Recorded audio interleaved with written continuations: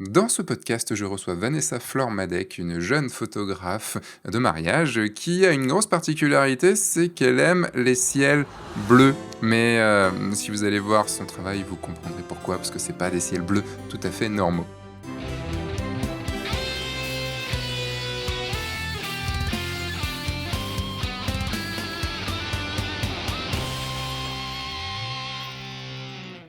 Bonjour, je suis Sébastien Roignan et vous êtes bien sur le guide du photographe de mariage, le podcast qui va vous donner les clés pour prendre votre indépendance et vivre de votre passion, la photo et plus particulièrement la photo de mariage. Cette semaine, je reçois donc Vanessa Flormadec, une jeune photographe bretonne qui est installée maintenant du côté de Toulouse, qui a fait un petit passage en Allemagne du côté de Hambourg, qui a des influences plutôt très marquées, comme on va en parler dans ce podcast. À part son style qui la caractérise fortement, Vanessa a fait des études de commerce qui l'ont fait grandir en tant que personne. On va voir en quoi dans ce podcast, comment elle a réussi à passer du jugement de soi à faire des photos et à s'assumer en tant que professionnelle. On va voir aussi comment elle fait pour marketer son travail et avoir la clientèle qui va aimer son style particulier. Alors bonjour Vanessa. Bonjour Sébastien. Donc, est-ce que tu peux te présenter un petit peu, déjà, enfin, mais vraiment genre, je l'ai fait avec Chloé, Volmerlo, il y a une semaine. Est-ce que tu peux me faire ce qu'on appelle un elevator speech? Est-ce que tu sais ce que c'est un elevator Ouais, speech? je sais ce Un que elevator c'est. pitch, pardon. Alors vas-y, sur toi. Et je sais ce que c'est, mais je suis très nulle à ça. Ah, c'est pas grave, t'inquiète, tu as le droit à 2 étages et demi. Je suis photographe, depuis 2014, et moi, en fait, ce que j'aime, c'est offrir des photos aux gens, des photos qui soient uniques et qui aient une vision artistique, qu'ils ne puissent pas retrouver ailleurs. D'accord. Voilà, donc c'est vraiment un travail sur tout mon univers et toutes mes influences qui vont permettre de leur offrir quelque chose d'unique. Voilà. OK, c'est bon, on a fait nos 2 étages et demi, c'est bon, le la porte s'ouvre, c'est bon. Et Ouais. en t bien joué. Et en termes de, de prestations, tu offres quoi? Juste pour savoir, tu fais que du mariage, du portrait, de la famille? Voilà, mariage, portrait, famille et de plus en plus, en fait, je travaille aussi avec des artisans et des petites entreprises, en fait, qui ont besoin de visuels pour montrer ce qu'ils font et leur savoir-faire. Donc D'accord, j'ai vraiment, en fait, la vision humaine qui est au centre de tout ce que je fais, donc j'aime bien le contact humain. Donc c'est pour ça que je travaille pas avec des grosses entreprises. OK. Qu'est-ce qui t'a amené à ça? Qu'est-ce qui t'a amené à ce contact humain? C'était un Parce que j'ai entendu que tu avais fait des études de commerce, c'est ça? Ouais, Et que tu le avais fait commerce plusieurs choses, international. de commerce international même, donc on n'est pas vraiment dans le côté humain là des choses. Et comment tu as pu passer des études de commerce international à la photo humaine? Alors mon parcours d'études, il est assez chaotique parce qu'en fait, depuis toujours, en fait, moi j'aimais, l'image, j'aimais rêver, j'aimais dessiner, je faisais tout ce qui pouvait être, fait de mes mains, en fait, je le faisais. Je suis passée par du tricot, du modelé avec de la pâte et ce genre de choses. Je faisais tout quand j'étais jeune et en fait, en termes d'études, j'ai pas eu la chance, en fait, de pouvoir choisir ce que je voulais faire en termes d'études. Et en fait, j'ai choisi des choses qui étaient à portée géographique, à portée économique pour moi, là où j'ai pu finalement continuer mon parcours après un bac littéraire. Donc j'ai été orientée vers ce commerce international que j'ai choisi par défaut finalement parce que moi j'adorais l'anglais Mmh.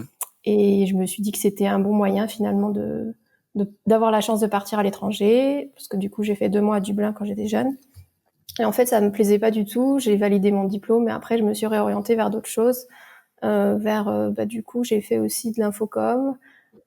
J'ai fait aussi de la documentation parce que j'aimais beaucoup les livres, donc parce que c'est lié à l'imaginaire, parce que j'aimais aussi le fait d'avoir des belles couvertures sur les livres, parce que j'aurais aussi aimé faire des illustrations pour des livres. Enfin, Mmh. en fait, tout ce que j'aimais, c'était vraiment lié à l'aspect visuel des choses. Et en fait, après le bac, moi, j'aurais aimé aller vers de la com, mais pure et dure, de la com visuelle ou des études de photo. Et en fait, j'ai pas pu le faire.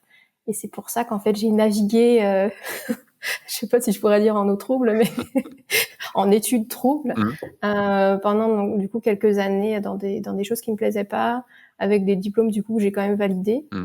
Mais voilà. Au Et moins ça tu m'a les as. amené à Toulouse. Et comment tu as pris cette décision de stopper, ce que les premiers pas que tu faisais dans ta vie, on va dans ta vie professionnelle, parce que les études, c'est quand même les premiers pas de la vie professionnelle. Qu'est-ce qui t'a fait prendre cette décision de revenir aux sources et d'arrêter alors je sais pas si tu es parti, comme tu dis que tu es parti par défaut dans ces études-là, est-ce que tu as été poussé par tes parents ou voilà? Mais est-ce qu'à un moment tu as pris ton comment dire? Tu pas ton courage, mais tu t'es dit: «Bon OK, c'est maintenant, c'est pas grave, j'ai pas forcément perdu des années, mais j'ai fait pendant des années, j'ai fait des choses qui vont, sur lesquelles je ne vais pas, plus capitaliser que ça et je me barre et je me propose en tant que photographe». Déjà, en termes terrain familial, j'étais pas poussée vers des études, au contraire. Donc c'est plutôt, j'ai pas eu de, on va dire, j'ai pas eu de guide, j'étais pas ouverte sur ce qui était possible de faire avec les études et ce qu'on pouvait faire après en termes de métier. Donc en fait, pour moi, tout était nouveau et je connaissais pas du tout le monde du travail, quel que le soit, quel qu'il soit. Et en fait, ce qui s'est passé, c'est que, en fait, j'ai toujours eu du mal à me projeter, Mmh. peut-être par rapport à ça justement. Et donc pour moi, les études, c'était assez vaste et en fait, je voulais vraiment faire quelque chose qui me plaisait. Et bon, j'ai pas réussi. Je suis quand même partie dans ces études-là et en fait, à aucun moment j'ai regretté de changer du tout au tout, même si finalement le commerce international et la communication, il y a des choses qui se recoupent, la documentation aussi, parce que du coup, en fait, j'ai fait quand même trois diplômes et trois styles d'études différentes, mais finalement, à chaque fois, ça se recoupe et c'était à chaque fois sans regret que je partais on va dire, d'une catégorie d'études pour aller vers un autre style d'études. Mmh. Parce qu'en fait, je m'épanouissais pas dedans. Et en fait, ce qui restait en fait en fond à chaque fois, c'était faire des photos. Donc, je me rappelle de certains cours où en fait, j'avais mon ordinateur et je retouchais des photos pendant les cours. Voilà, ça ressemble plutôt à ça. Donc en fait, le chemin après d'arrêter ces études-là et de partir du côté photo était, totalement logique. Donc en fait, ce qui s'est passé, c'est que moi j'ai essayé de rentrer dans une école de photo à Toulouse, alors que j'habitais donc en Bretagne. Mmh. Et en fait, j'ai pas pu donc financièrement le faire parce que c'était du coup quelque chose qui était assez cher. Donc c'était pas possible pour moi. Ça a été assez dur finalement à accepter. Donc je me suis retournée vers d'autres choses. Et en fait, j'ai décidé quand même de déménager à Toulouse. Et à partir de ce moment-là, en fait, j'ai pu être en centre-ville, donc j'ai pu m'ouvrir à d'autres choses comme le fait d'être dans une association photo. Et c'est ça, en fait, qui m'a vraiment aidée à rencontrer d'autres personnes, rencontrer d'autres photographes, des photographes amateurs, certes. Et en fait, tout ça, ça m'a propulsé sur le fait de faire plus de photos, d'avoir un côté, je dirais pas plus professionnel, mais de vraiment comprendre comment marche un appareil photo. Mmh. Et en fait, au vu de ce que je faisais, c'est un ami à moi qui m'a dit, bah, en fait, tu devrais te lancer. J'étais à la fin de mes études. De tout ce que j'avais fait, rien ne me plaisait. Et j'étais étudiante. J'avais rien à perdre, en fait, parce que j'habitais déjà dans un 18 mètres carrés, sous les toits, il faisait 40 degrés l'été. Euh, donc, financièrement, j'avais rien à perdre. Et j'avais tout à y gagner en termes de bonheur, on va dire, sur ma vie et de satisfaction de ce que je voulais en faire. Tu avais quel âge à ce moment-là? Donc je me suis lancée en 2014, donc j'avais 24 ans. D'accord. Ouais, donc tu fait quoi? Tu fait quand même 5 ans, 5-6 ans d'études? Oui, parce que du coup, c'était fin 2013 que j'ai réfléchi à ça avec un ami. Mmh. Il y a quand même eu 5 ans de ta vie à J'ai faire des 23. 5 ans de ta vie à faire des études et puis après pour changer, est-ce que ça t'a apporté quand même pas mal de choses, ce côté, peut-être surtout infocom et commerce international? Est-ce que tu sens que ça t'a apporté des choses dans le fait de te vendre maintenant? Parce que j'ai quand même l'impression, alors on reviendra dessus, mais comparé à beaucoup d'autres photographes que je peux voir, tu as quand même, en tout cas sur ton site, des arguments de vente. Tu as certaines pages qui ressemblent à des pages de vente, enfin, tu as des choses qui ressemblent à vraiment à de la vente. Est-ce que ça vient de ces études-là ou c'est des choses que tu as pu apprendre après? Alors, tu vois, c'est marrant parce que moi, j'ai l'impression que finalement, tout ce que je retire de mes études, ça va être plus grandir en tant que personne et pas acquérir des compétences professionnelles. Après, il y a quelque chose que j'adore, c'est me former. Mmh. En fait, je regarde énormément de formations, je lis beaucoup et tout. Ça pourrait être mon deuxième métier, faire que ça. De regarder des formations, tu ferais testeuse de Ouais, formation? Bah ouais, ça pourrait être cool. Ça pourrait être pas mal. Je pense que ce serait tellement compliqué de faire testeur de formation parce qu'après parce que soit en fait, regarder une formation, c'est une chose, l'appliquer, ça demande tellement, tellement, tellement de temps et tellement d'énergie que les bénéfices peuvent arriver tellement des mois et des mois et des mois après que, c'est pas genre tu as lu un livre, tu as bien aimé ou tu as pas aimé, quoi. Ouais, on est d'accord. Mais ou juste apprendre. Si apprendre était un métier, ça peut être bien. Et bon, après, si jamais quelqu'un a besoin de bêta-testeuse sur des points techniques, je peux l'être parce que j'ai tout le temps des problèmes. Ceux qui me connaissent me reconnaîtront. Ah oui, c'est ton côté, que tu crées les problèmes en informatique, c'est ça? Ouais. Ou je sais pas, les problèmes, ils m'aiment bien et ils viennent me voir, ils font toc toc. Et... Ouais. Il y a toujours, il y a du répondant avec moi. Et en quoi tes études, je change un petit peu la question, mais, tu m'as dit que ça t'a plus fait grandir en tant que personne. Heu, qu'est-ce que ça en quoi ça t'a fait grandir en tant que personne, hein, ces études-là? Parce qu'en fait, moi, j'étais quelqu'un qui venait de la campagne et en fait, donc j'ai fait lycée, collège, c'était à côté en fait. Mmh. Donc j'avais déjà mon cercle d'amis, je restais avec les mêmes personnes et finalement le fait d'aller ailleurs, ça fait grandir parce qu'en fait, on se retrouve tout seul. Il faut euh, aller au-delà en fait de ces craintes de timidité, donc timidité que j'ai réussi quand même à vaincre un petit peu, même si des fois ça revient pas mal et ça peut créer des quiproquos pas très cool quand on rencontre des gens. Mmh. Et le fait aussi de prendre la décision de quitter le cocon familial et d'aller jusqu'à Toulouse, en fait, finalement, pardon, les études ont été une excuse pour moi à faire ça. Et en fait, c'est ce qui a vraiment, on va dire, changé ma vie, quoi, je vais dire, en fait. Parce que ça m'a permis, en fait, de m'ouvrir et de me responsabiliser et de me dire que finalement, ben, j'ai réussi à faire ça. Les études aussi, j'ai appelé quand en fait, j'ai fait mon BTS de commerce international, parce que c'est ça, du coup, les études que j'ai pu faire après mon bac. Ça m'a amené en fait à faire un stage à l'étranger donc de 2 mois et c'était en pleine récession, c'était en 2008, c'était économiquement assez compliqué et en fait du coup moi j'ai appelé plus de 250 entreprises et que ça c'est que les appels hein, au téléphone et donc j'ai été tellement désespérée que j'ai même appelé en espagnol alors que je parlais très mal espagnol et en fait j'ai sorti des choses de moi finalement où je pensais pas être capable de faire ça Mmh. parce que comme je disais tout à l'heure j'étais timide je pensais pas pouvoir réussir certaines choses et finalement après ces 250 appels j'ai réussi à trouver une entreprise qui m'a dit oui et en fait ben du haut de mes 18 ans moi qui étais jamais partie en vacances et jamais partie à l'étranger j'ai réussi du coup à trouver un appartement là-bas et vivre pendant 2 mois et pour moi ça a été vraiment hyper intéressant de se prouver que je pouvais réussir à faire quelque chose et en fait c'était le début de la reconquête de l'estime de moi enfin de soi finalement que je continue à avoir via le fait d'être à son compte. Et D'accord. c'est ça que je trouve hyper intéressant, plutôt que d'être en entreprise, c'est qu'en fait, on travaille aussi sur soi. On se construit. Et en fait, on grandit en même temps que notre entreprise. Bah, carrément parce qu'à 18 ans, moi j'essaie de me remémorer à 18 ans. Tu viens d'où en Bretagne? Juste quand tu bois, bien sûr. Morbihan, Où ça dans le Morbihan? à côté de Vannes. D'accord, OK.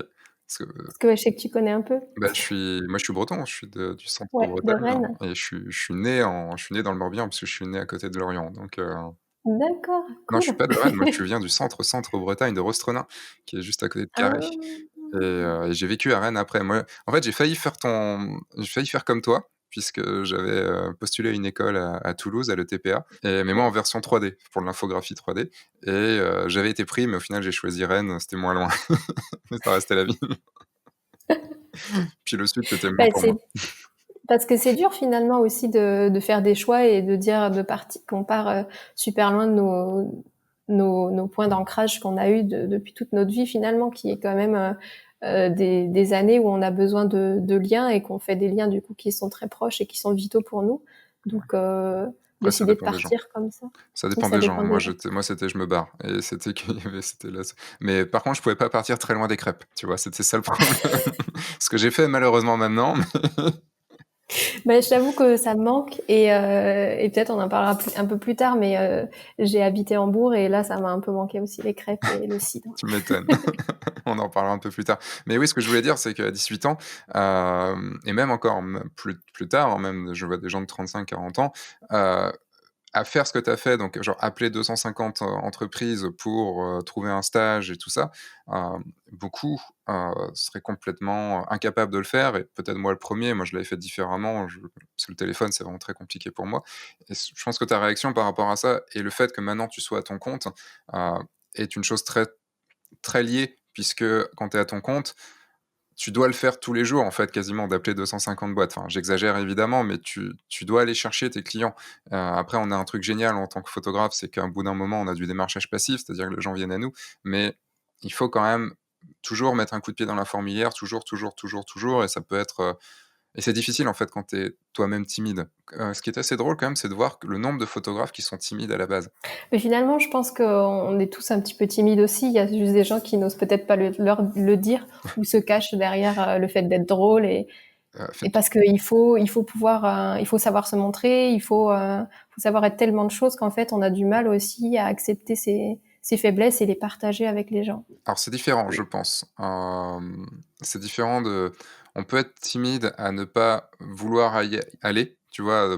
Pas oser aller aborder quelqu'un, pas oser, s'affirmer et tout ça. Après, moi étant très timide aussi à la base, j'ai toujours du mal à aller vers les gens, mais j'ai fait le contraire. Je me suis affirmé en me mettant sur YouTube, en me mettant en avant et tout ça, mais pas, tu vois, directement face aux gens, en fait. Il y avait un C'est il y avait un tu moment bifurqué, quoi. entre le moment où je me mets en avant, puisque je fais ma vidéo et le moment où je la poste. Là, c'est vraiment vu, tu vois? C'est pas genre tu es sur scène tout de suite, quoi et Bah, c'est comme les histoires des autoportraits. Enfin, il y a énormément de choses à dire par rapport à tout ce qu'on dit. mmh, Mais juste avant qu'on clôt le sujet des études là et des entreprises, en fait, ça m'a été possible de faire tout ça, tu vois, d'appeler plein d'entreprises parce qu'en fait, j'étais dans un milieu où bah, il fallait qu'on ait tous notre stage. Bon, mmh, t'en avais qui étaient pistonnés par leurs parents, donc c'était facile.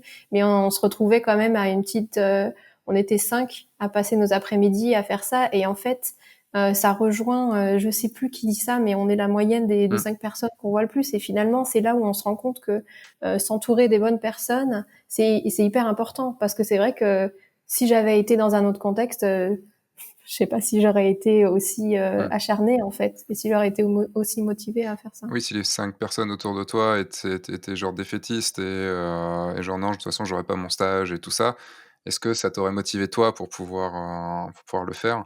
Heu On pourrait, je pense, faire un podcast en entier sur ce truc de bien s'entourer et tout ça, qui est quelque chose de on l'a fait un petit peu avec Franck Boutonnet, le fait de bien s'entourer, de faire le vide aussi autour de soi pour ne garder que les personnes avec qui qui peuvent nous élever, et ne pas surtout pas nous descendre à mort puisque évidemment après, ne me faisons pas dire ce que je n'ai pas dit, évidemment, hein. Des gens qu'on va aider de temps en temps, qu'on va remonter et des gens qui vont nous remonter aussi de temps en temps, enfin voilà. Mais tu as abordé un c'est vrai qu'on va digresser sur plein de trucs, mais il y avait quelque chose que je voulais aborder, je pensais l'aborder plus vers la fin, mais c'est le côté autoportrait. Parce que je me reconnais bien là, parce que je me suis beaucoup apprivoisé, physiquement, par l'autoportrait. Heu, j'ai beaucoup commencé par ça, enfin mes premières années de photographie ont été beaucoup axé côté autoportrait et encore un peu maintenant. Est-ce que tu peux expliquer un petit peu ta démarche? Comment tu es arrivé à l'autoportrait? Pourquoi et qu'est-ce que tu en as fait? Donc la photo, comme je disais, ça remonte finalement à longtemps, à l'époque où j'étais ado, où j'aimais bien toucher un petit peu à tout, en fait, tout ce qui était créatif et qui me permettait de m'exprimer. Et quand j'étais à l'école, j'avais des copines de classe qui faisaient ça entre elles, et je trouvais ça chouette. Et j'avais aussi moi envie de créer des beaux visuels, sauf qu'en fait, j'étais trop timide en fait. Donc on revient à la timidité, hein, qui est quand même finalement une arme pour aller plus loin en tant que personne. Avec cet handicap-là, j'osais pas exprimer aux personnes en fait mes souhaits, mes envies. J'avais peur que ça soit jugé en Mmh. fait. Je pense que l'histoire du jugement est un gros problème pour avancer. Et donc je me suis dit bah je vais tester moi-même. Donc je faisais en fait des autoportraits. J'ai commencé comme ça avec l'appareil compact de mes parents. Donc c'était hyper compliqué. Je faisais des piles de livres et tout pour faire tenir l'appareil. Enfin, c'était très drôle, mais donc c'est comme ça que j'ai commencé la photo en faisant des autoportraits. Et finalement, ça s'est développé parce qu'après j'ai pu m'acheter un bridge, donc voilà, j'ai commencé vraiment à comprendre un petit peu plus la mécanique de l'appareil photo. Et après, en fait, j'ai déménagé à Toulouse. Et en fait, à Toulouse, j'ai fait partie d'une association qui s'appelle Poussière d'Images, qui est une association de photographes. Et j'ai été amenée, en fait, à poser pour d'autres photographes qui m'ont demandé, en fait, on faisait des échanges où moi, je posais pour la fille. Puis après, cette fille-là, moi, je la prenais en photo aussi. Et en fait, ça a été hyper constructeur pour moi. Et le fait de faire des autoportraits, ça permet aussi de comprendre comment ça se passe d'être de l'autre côté de l'objectif. Ça permet d'apprendre à guider les modèles. Et c'est hyper formateur sur l'estime de soi parce qu'en fait, j'ai toujours eu une mauvaise image de moi au niveau physique, enfin pas mental aussi, mais comment dire. Enfin, l'aspect physique, c'était vraiment problématique parce que enfin j'ai jamais vraiment accepté, on va dire, certaines choses, certains défauts de mon corps. Et en fait, le fait de faire des autoportraits, on se réconcilie avec soi-même, en fait. Ça permet d'accepter certaines choses et ça permet aussi de se voir sous différentes facettes. Et c'est ça que j'adore avec l'autoportrait et que j'adore travailler. C'est comme si, en fait, on était une boule à facettes et que, en fait, on a différentes personnalités et que l'autoportrait ou tout autre, finalement, art créatif permet, en fait, de sortir de soi pour exprimer peut-être un moment donné, ce qu'on ressent, mais en photo. Et finalement, visuellement, notre corps et notre visage va changer. Je sais que moi, les gens me disent que on me reconnaît jamais sur les autoportraits. C'est exactement Et ce que j'allais te finalement, dire. c'est ça qui m'intéresse aussi. Je trouve ça juste génial. C'est comme incarner quelqu'un dans le cinéma ou dans le théâtre. On peut incarner ce qu'on veut et ce qui est drôle, c'est que quand on le fait en autoportrait, il y a personne pour nous juger, en fait, et on peut être dans des positions ridicules, être un personnage complètement ridicule. Tant que la photo finale, elle est bien et elle est pas ridicule, ça fonctionne. Là, j'ai une vidéo qui va sortir sur F1.4, la semaine prochaine, où ce qui est un autoportrait et je suis dans une position absolument ridicule. Bon, elle sera déjà sortie quand le podcast sortira. C'est, une photo faite, je sais pas si tu as vu mes photos peluches. Ma série peluche, hein. Je sais pas si tu es tombé Il me semble dessus? que j'en ai vu qu'une seule, Bah, en fait, pour l'instant, il y en a avec 4. des balles de tennis. Alors non, c'est pas une peluche ça. Enfin, Bah, c'est pas oui, je te et il y a celle sur le terrain avec plein de balles, mais il me ouais, semblait, bah, c il y en a pas une qui est genre dans un parking? si, ça a été la toute première qui a été faite sur Old Boy, sur le film Old Boy et j'en ai fait une sur le film Cliffhanger avec Stallone, alors je sais pas si tu connais ce film parce que Je connais pas ce film. tu peut-être un peu trop jeune pour être de cette génération-là et en fait, dedans, enfin, c'est enfin, moi, je l'ai fait, en plus, chez mes parents, donc de façon totalement ridicule, accroché à enfin, c'est un cliffhanger, c'est l'histoire d'un alpiniste, en gros, enfin, dans un film d'action et tout ça et donc je suis en petit short, débardeur, accroché à une Très mignon. échelle, en train de faire: «Non!» comme ça. Mais si, parce que tu as fait le making of de cette photo. Je Bah, l'ai vu, dans ouais. cette vidéo, il y aura le making of, ouais, j'avais montré une photo du making of Ah, mais c'est la photo que j'ai vue. d'accord. Et c'est Mais trop ouais, bien. il y a une corde, non? C'est ça, ouais, corde et une échelle, tout ça et Comme tout. ça, ouais. Et en fait, ce qui est génial là-dedans, c'est que tu peux être complètement ridicule, mais tant que la photo à la fin, elle est cool, c'est pas grave et personne va te juger, tu vois? Je sais pas si tu as remarqué ça, désolé, je parle beaucoup, tu parleras un p je vais te laisser beaucoup plus parler après, mais Y a pas de souci. en fait, pour réagir sur le côté, plutôt modèle, peut-être que tu le vois aussi avec tes couples, avec les couples que tu photographies. Il y a un truc, c'est que s'il y a un peu de monde autour et tout, ils ont potentiellement l'impression, en fait, d'être ridicules, parce que tu les mets dans une certaine position, tu les fais jouer à des trucs, tu leur fais alors oui, de l'extérieur, je leur dis: «Ça peut paraître ridicule de l'extérieur, mais quand vous verrez les photos et quand les gens verront les photos qu'on a faites, jamais ils penseront que vous êtes ridicule, en fait, sur les photos». Je sais pas si tu ressens un peu ce genre de Ouais. choses, hein? Oui, parce qu'en fait, les choses sont sorties du contexte quand on voit ça de l'extérieur. C'est comme s'il y avait une bulle et finalement, quand on regarde et qu'on est en dehors de la bulle, on trouve ça totalement bizarre en fait. Et c'est vrai que ce jugement sur ce que font les autres, je trouve que c'est un gros handicap parce qu'on va se dire, ah ben si les gens me voyaient faire ça, ça serait totalement ridicule. Alors qu'en fait, quand on regarde le résultat après, c'est énorme parce que tout est une question de point de vue et de ce qu'on met autour. Mmh. C'est ça que je trouve intéressant pour revenir sur l'autoportrait, c'est que finalement, des fois, les choses les plus ridicules sont celles qui marchent le mieux ou les choses les plus farfelues. Et en fait, en autoportrait, il faut réussir à se lâcher. Mmh. Je vois, j'ai fait un portrait où j'ai les mains, j'avais fait quelque chose de bizarre avec mes mains devant mes yeux, en fait, et je pensais pas du tout que ça allait rendre quelque chose. En fait, juste, je me suis lâchée, j'ai fait quelque chose et en fait, bam, ça rend quelque chose. Mais si on se dit pas, si on n'arrive pas à se lâcher, finalement, on va faire des trucs qui vont être hyper classiques et ça rendra rien. Et d'ailleurs, récemment, j'ai essayé quelque chose parce que j'ai vu que je pouvais connecter mon téléphone à mon appareil photo. Mmh. Et je me suis dit, bah, pour la mise au point, ça serait un peu plus facile. Et pour être sûr d'être dans le cadre, hein, Mmh. parce que bon, c'est complexe sinon. Carrément. Parce que moi, je mets des marqueurs au sol.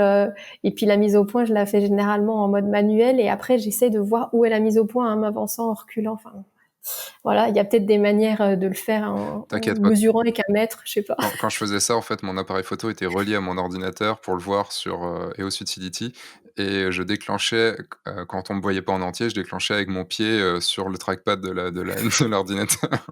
Mais du coup, c'est marrant parce que donc j'ai testé avec le fait d'avoir un retour visuel sur ce qui se passe sur soi. Et en fait, j'ai remarqué que j'étais totalement bloquée D'accord. et que j'arrivais pas à sortir les émotions, j'arrivais pas à sortir ce que je voulais en termes de pause, parce qu'en fait, je voyais déjà le retour. En fait, ça faisait une sorte de boucle. Mmh. Et du coup, dans cette boucle-là, il pouvait y avoir finalement le jugement, mon auto-jugement qui D'accord. rentrait en ligne de compte. Alors qu'en fait, si c'est vraiment deux choses séparées, donc moi et l'appareil photo, finalement, les choses, en fait, elles vont pas, ça fait pas une boucle qui revient vers moi. Et en fait, je vois pas vraiment, en fait, ce que ça rend. Et ça me permet, en fait, de me lâcher encore plus. Donc, finalement, un outil qui pourrait me faciliter la tâche a vraiment Mmh. bloqué, finalement, ma créativité. D'accord. Alors c'est marrant parce que moi, c'est l'inverse pour moi, mais pour aller sur le côté mariage, il y a un truc qui peut paraître un peu complexe, c'est, il faut réussir à ce que notre couple, nous fasse entièrement confiance. Parce que s'ils se posent la question du comment c'est rendu dans la photo, ils sont pas dans la photo et donc ça fait une mauvaise photo. Enfin, comment est-ce que le fait de faire des autoportraits t'a permis de connaître, en fait, ce principe-là de qu'il y ait pas cette boucle dont tu parles? Comment tu l'amènes, dans tes shootings? Je sais pas si ma question est claire? Je vois ce que tu veux dire par rapport au jugement, en fait, qui Ouais. rentre dans la boucle. Après, ce que je dis aux gens et ce que j'expose sur mon site, c'est que je leur dis que j'ai fait des autoportraits et donc je sais très bien ce que c'est d'être de l'autre côté de l'objectif et que je sais ce qui va bien rendre, en fait. Mmh. Et que je sais ce que ça fait d'être de l'autre côté. Je sais que ça peut paraître totalement bizarre, en fait, qu'on sait pas quoi faire. Et en fait, moi, je les guide sans arrêt, en fait. Je leur parle pas tout le temps parce qu'en fait, je peux pas. Mon cerveau, en fait, quand il est en mode création, il peut pas parler. Il pense, il part dans tous les sens, mais il peut pas parler constamment. Mais en fait, je les guide quand même. Mmh. J'essaie de les guider au maximum, comme ça, en fait, ils se sentent pas bizarres. Et en fait, finalement, j'ai trouvé aussi que le fait de devoir parler tout le temps, je sais qu'il y en a qui parlent tout le temps à leur couple.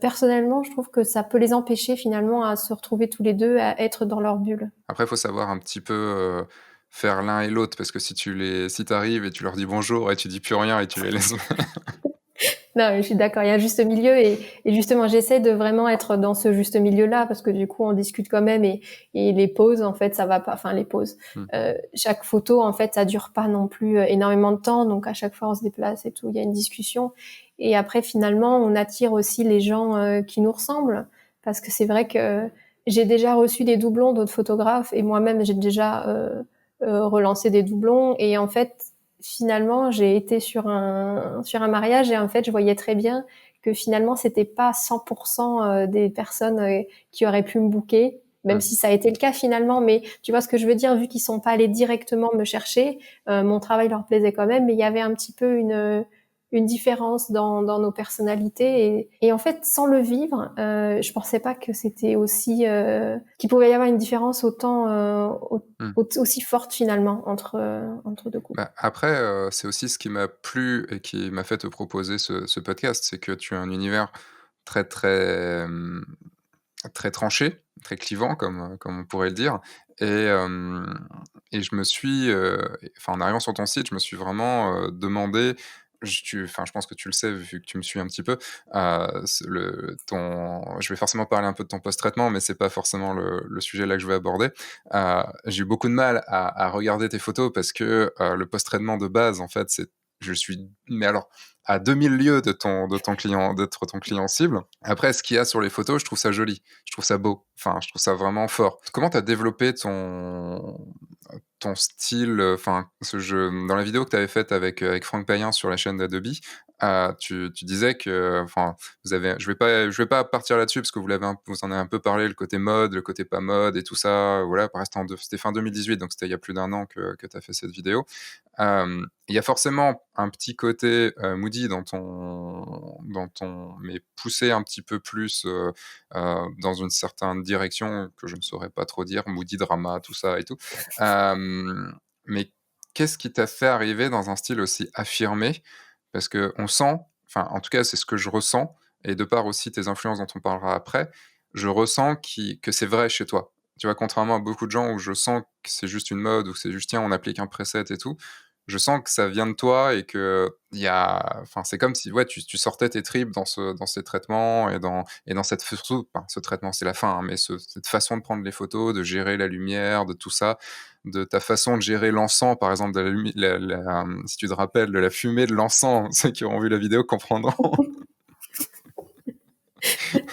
Enfin, C'est un fail un peu quand même. peut-être, mais après, ça dépend. C'est un fail pour un Regardez autre la truc vidéo bien. et vous verrez. Enfin, voilà, comment tu t'es parti dans cet univers et comment tu as réussi à aller jusqu'à cette affirmation très, très forte, de toi, aussi bien dans tes photos que dans la façon dont tu parles de toi et tout ça? En fait, je pense que j'ai jamais vraiment aimé être fondue dans la masse. Et je me rappelle quand j'étais au lycée, comment est-ce qu'on dit, je pimpais mes vêtements, genre tu sais il y a eu la mode, tu sais, des trucs déchirés avec du fluo en dessous et tout, et moi je Ouais. faisais ça, je coupais des manches, je les mettais mais un dans C'est les l'autre années sens, tu 80 ça, vois, non? enfin bref.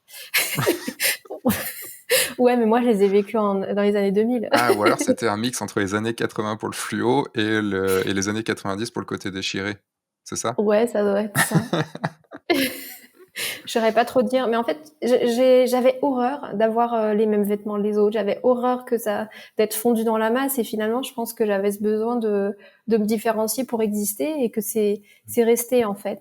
C'est resté, et du coup, ce côté visuel, je sais pas d'où je le tiens. Enfin, après, je sais que, en fait, ma grand-mère est artiste peintre, et enfin, elle fait plein de choses. Elle fait de la poterie, elle fait je ne saurais même pas te dire tout ce qu'elle fait, de la peinture de différents styles. Elle fait aussi des pastels. Enfin, Mmh, et en fait, c'est vrai que à chaque fois qu'on allait chez elle, en fait, bah nous, on dessinait, on peignait. Bon, à ma grande frustration, j'ai jamais su vraiment dessiner et peindre. ça s'apprend. D'ailleurs, j'avais testé. Ouais, ben tu sais quoi, je pense que j'aimerais bien prendre des cours parce que je n'en ai jamais pris.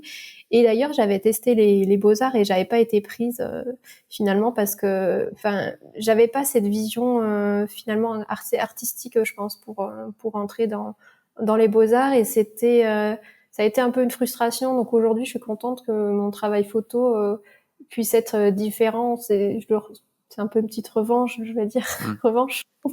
Donc je suis contente d'arriver à ça. Et donc pour répondre à ta question sur les influences, ouais, j'aime beaucoup en fait la peinture, j'aime beaucoup le cinéma, j'aime beaucoup la lumière, et en fait j'ai besoin, je pense, d'avoir quelque chose qui soit différent, parce que je supporte pas l'uniformité des choses. Et c'est quelque chose qui a tendance à m'agacer, la copie, les inspirations trop prononcées. J'estime qu'en fait chacun est différent et chacun a quelque chose à apporter.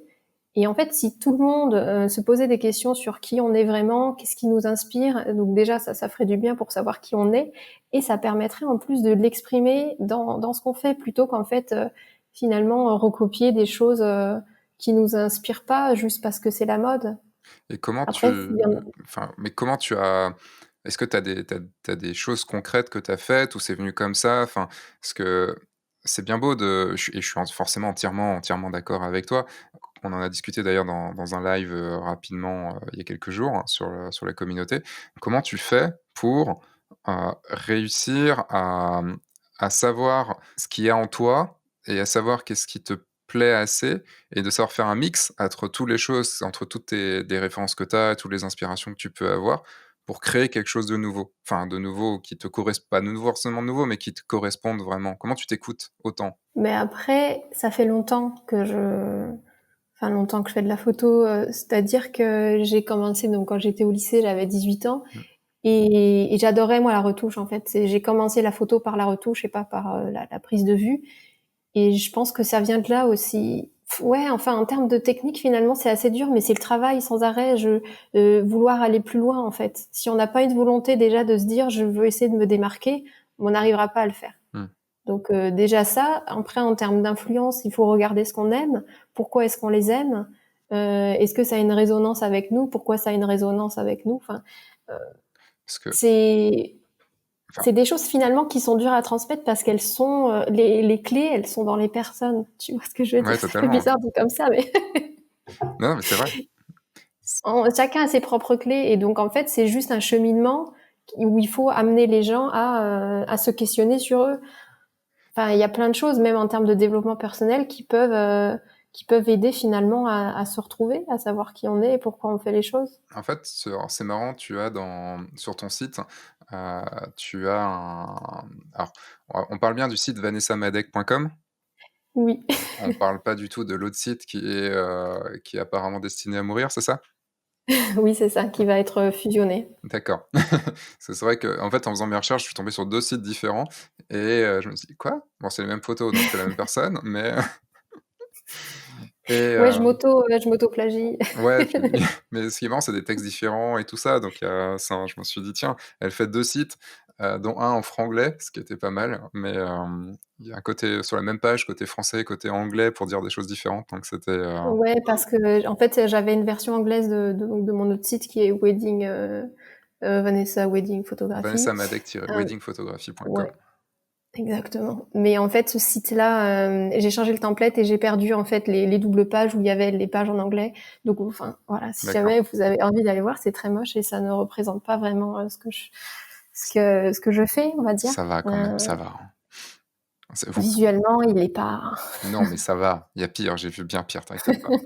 Et donc sur ton site, il y a, alors il y a une chose, c'est, dans ton préambule et j'ai bien aimé le côté préambule pour parler de toi. J'ai bien aimé ce mot parce que j'ai toujours cherché un mot pour le côté à propos parce que j'aime pas ça et très bien trouvé. Et Et ben, directement en fait, si tu pardon? regardes, finalement non, excuse-moi, c'est Non, moi vas-y, qui te vas-y. coupe, mais si j'ai, justement pas mal travaillé sur le wording que j'utilise parce que donc, je parle d'histoire, je parle de journal finalement, écrivons-nous, parce qu'en fait, j'aime bien aussi le côté livre, le côté, je sais pas, je trouve ça mystérieux en fait et j'ai cherché un wording qui était assez spécifique pour me présenter et c'est vrai que préambule j'aimais beaucoup en plus la sonorité du mot, je trouvais Mmh. ça joli. Mais tout sort en fait de cette introspection que j'ai fait sur savoir ce que j'aimais, pourquoi, qu'est-ce qui a bercé mon enfance, parce que finalement l'enfance c'est aussi ça ça vous a forgé en fait. Replonger dans votre univers de quand vous étiez plus jeune, vous allez découvrir des choses sur vous et vous allez pouvoir les utiliser aujourd'hui, même si finalement l'enfant que vous étiez n'est peut-être pas la même personne qu'aujourd'hui, mais ça a laissé des traces en vous et c'est je dis franglais, les, Les bases, les les fondations, fondations. ouais, de qui vous êtes aujourd'hui. Alors, ce qui est drôle, par contre, c'est que j'ai pas trouvé sur ton site de toi, enfin des photos de toi en jean troué avec du fluo en dessous, ce que je trouve dommage. Mais, Ouais, ce basement-là, non mais mais comment t'as fait, enfin comment c'est venu cette introspection? Est-ce que c'est à un moment donné, tu t'es dit, «Tiens allez, c'est le moment, j'ai besoin de ça» ou tu t'es dit: «C'est un exercice que je dois faire parce que je l'ai entendu dans une formation»? Enfin, comment c'est venu? en fait, je pense que j'ai toujours eu besoin de ça, sans vraiment le faire, mais je m'intéresse beaucoup au développement personnel, donc j'adore apprendre. Donc en fait, j'écoute plein de podcasts, j'ai plein de livres et je sais plus comment je suis arrivée au développement personnel, mais finalement, c'est ce qui m'a amenée à me poser des questions sur qui j'étais, ce que je voulais et c'est vrai qu'on dit c'est Simon Sinek Ouais. qui dit trouvez votre pourquoi. Mmh. Et finalement, c'est aussi peut-être en me posant la question de pourquoi je fais ça, où j'ai replongé dans qui j'étais, ce qui me plaisait, et que je suis arrivée là où je suis. Puisque ton pourquoi est extrêmement lié à qui tu es et à ce que tu veux vivre, parce que je pense que tu fais partie de ces photographes pour qui la clientèle cible, c'est toi, en fait. Enfin, c'est des gens qui te ressemblent beaucoup. Ouais, finalement oui, mais après en fait, en me questionnant sur mon pourquoi, des fois j'ai du mal à c'est dur à cerner en fait. c'est du mal. Même moi aujourd'hui, mon pourquoi, tu vois, je sais que, enfin, j'ai envie que les gens en fait puissent se sentir uniques aussi. Je pense que c'est peut-être ça. Finalement, et, et c'est un peu une réflexion de moi-même chez les autres. Je sais pas si c'est. Si, non, mais c'est très bien. Enfin, c'est oui, surtout quand on est dans cette enfin, il y a quand même pléthore de propositions de photographes. Tout le monde, enfin, tous ceux qui se marient qui veulent un photographe, enfin, tous ceux qui sont un petit peu intéressés croulent sous les demandes. Il y a beaucoup de photographes qui sont ou de prestataires juste qui sont aux abois, qui veulent des mariages, et il y a ce côté, est-ce que tu es pas juste un autre client, en fait, dans les 25, 30, 40, mariages que font un photographe dans l'année? Bon, on va dire 25 plutôt que c'est plus 25 que 40, voire des fois plus 15. Ça peut être juste, tu es un client parmi d'autres, et le fait d'être unique, heu, le fait de proposer une prestation qui rend la personne unique, le couple unique, le moment unique, alors que c'est un énième mariage que tu vas faire, techniquement parlant, hein, si on met les choses à la base de la base, il y a quand même ce truc. Enfin, je pense que c'est important pour pas mal de gens. Enfin, j'ai cette impression-là. J'ai jamais trop réfléchi comme ça exactement, mais maintenant que tu le dis, ça me fait réfléchir à ça. Oui, parce que déjà que dans la société, on peut se dire qu'on est juste un grain de sable dans la plage, quoi. Enfin, dans le monde entier même.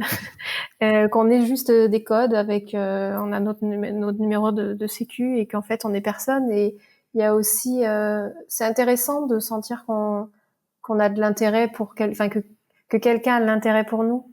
Mmh. Et en fait, ça, je le place vraiment au centre de ma relation avec les gens, parce que je sais que c'est important et que finalement, savoir connaître et être à l'écoute du couple, c'est ce qui va mener à ces photos-là, en fait. Comment ça se caractérise? Pas se caractérise, mais comment ça se réalise dans la vraie vie? Comment tu es avec tes clients? Enfin, tu as une relation très proche? Comment ça se passe? Comment ça se concrétise, pardon? Alors mes clients, ils sont un peu comme moi, ils sont un peu plus timides, on va dire. Donc j'ai pas trop des personnes, enfin je vais pas dire exubérantes, mais donc du coup on a quand même des relations qui vont être, comment est-ce que je pourrais dire, bon c'est plus que cordial, mais en même temps on n'est pas toujours en train de s'écrire. En fait j'ai vraiment un profond respect pour les gens. Ça c'est une de mes, comment est-ce qu'on dit, une des choses qui est très importante pour moi, Mmh. le respect. Et en fait, la relation qu'on a est basée sur ça et sur des échanges qui vont être proches, sans pour autant être trop proches. C'est pas très clair ce que je dis en Ouais, fait. de respecter, en fait, l'intimité, de respecter la distance une distance de respect, en fait, tout simplement. Parce que tu as des gens qui vont aller directement, genre dans la zone d'intimité alors qu'ils ont pas le droit, et certaines personnes ont besoin d'avoir cette distance, et je pense que comme tu dis que tes clients sont plutôt timides, ils ont besoin d'avoir cette distance et que tu sois pas trop présente chez eux, quoi. Ouais, c'est ça. Tout en étant proche en fait, parce que c'est vrai qu'il y a des clients en fait, je les suis depuis que je me suis lancée et c'est quand même assez fou. Et finalement, on devient des amis, mais ouais, j'ai vraiment besoin enfin moi en tant que personne, j'ai besoin de cette intimité et de mon cercle, de ma bulle. Et je sais que finalement mes clients c'est pareil. Et comme on n'attire que des personnes qui nous ressemblent. Mmh. Ou qui nous ressemblent, ou qui on a envie enfin, par rapport à la Ouais, personne qu'on montre, bien sûr. ouais, exactement. Mais finalement, la personne que tu montres, si c'est pas vraiment toi, et ben il y a un jour ou l'autre, tout va s'écrouler en fait. Et Ça dépend. Alors je suis pas totalement d'accord avec toi parce que au contraire, enfin, tout dépend de ton objectif. Tu as des gens comme nous qui vont avoir besoin d'être nous-mêmes, complètement nous-mêmes, et on n'arrivera pas à jouer en fait un personnage, mais on parle bien de business. Donc quand on parle de business, alors je dis pas forcément dans le sens, c'est pas business dans le sens où on va jouer quelqu'un de faux, pour faire des choses fausses. C'est plutôt que si tu as envie par exemple d'attirer une clientèle qui a beaucoup, beaucoup, beaucoup de moyens et que toi, tu en as pas, tu es obligé de jouer un certain rôle et d'être différent, en fait, de ce que tu es totalement dans la vraie vie pour pouvoir attirer cette clientèle-là. Parce que ouais, mais en fait, ça, j'arrive pas. Il y a des choses, du coup, pour moi, c'est pas que je suis fermée d'esprit, mais ça me paraît un peu inconcevable sur le long terme. mmh, Parce qu'en fait, je sais pas. Pour moi, c'est comme du respect finalement quand on n'est pas transparent avec les gens. C'est ne pas être respectueux envers eux et en fait éthiquement, j'arrive pas trop avec Bah, ça. tu peux être quelqu'un de différent et de respecter quand même ton client. Enfin, c'est pas je pense pas que ce soit antinomique. Le truc, c'est que, comment Ah, dire? mais c'est jouer un rôle finalement que tu n'es pas. Bah, tu vas t'adapter, en fait. C'est plutôt que tu vas t'adapter et je pense que c'est surtout aussi une vision différente du métier. Toi, tu une approche du métier, un peu comme moi, on a besoin d'avoir nos photos d'auteur, nos photos de d'être créatif dans un côté à côté du mariage et il y a beaucoup de gens aussi qui sont différents et qui ne sont là que pour le métier. Alors ils veulent passer un bon moment, ils veulent, faire les choses bien, enfin, c'est des gens très, très bien, j'en connais plein, mais ils n'ont pas ce côté artistique, créatif, derrière, ils n'ont pas besoin de ça. Donc ils ont peut-être moins besoin de s'affirmer aussi, au niveau de leur personnalité et donc vont plus aller vers: «Je veux ce type de client-là et donc je vais, faire en sorte de pas de me travestir, mais juste de montrer un certain bout de ma personnalité qui correspond à ce type de personne-là». Ouais, je vois ce que tu veux dire. En fait, je pense que je suis allée trop dans l'extrême hein, au niveau de cette pensée-là, tu vois, finalement de se travestir. Enfin, tu vois, je pensais vraiment à quelque chose de plus extrême. Mmh. Et t'as raison sur le fait quand finalement on voit au-delà, je pense que de la photo de mariage et qu'on a besoin d'exprimer quelque chose qui soit artistique. Et c'est pour ça que finalement on voit ça pas comme un métier, mais vraiment une façon de s'exprimer. Un mode de vie en fait, enfin Ouais. c'est mais après on a une chance aussi tous les 2, c'est que, notre personnalité plaît. Parce que imagine que tu une personnalité qui plaise pas du tout, que t'aimes des choses de merde, que tu que dans la vie tu une grosse conne, que tu fais rien, que voilà, j'en sais rien. J'exagère évidemment, j'exagère à fond, mais imaginons que notre personnalité ne plaise pas, tu vois, aux gens. Et surtout ou alors même, je dirais, sans aller aussi loin, ne plaisent pas à des gens qui puissent mettre de l'argent pour nos prestations ou alors qui puissent mettre 500 balles pour la journée. Bah, dans ce cas-là, tu es obligé de changer. Tu es obligé de montrer quelque chose d'autre si tu veux rester la personne que tu es à côté parce que ce que tu ne pourras jamais vendre, si toutes les gens enfin, je parle souvent de l'exemple un vendeur de Ferrari n'est pas forcément quelqu'un qui peut s'acheter une Ferrari. Même souvent très loin de là.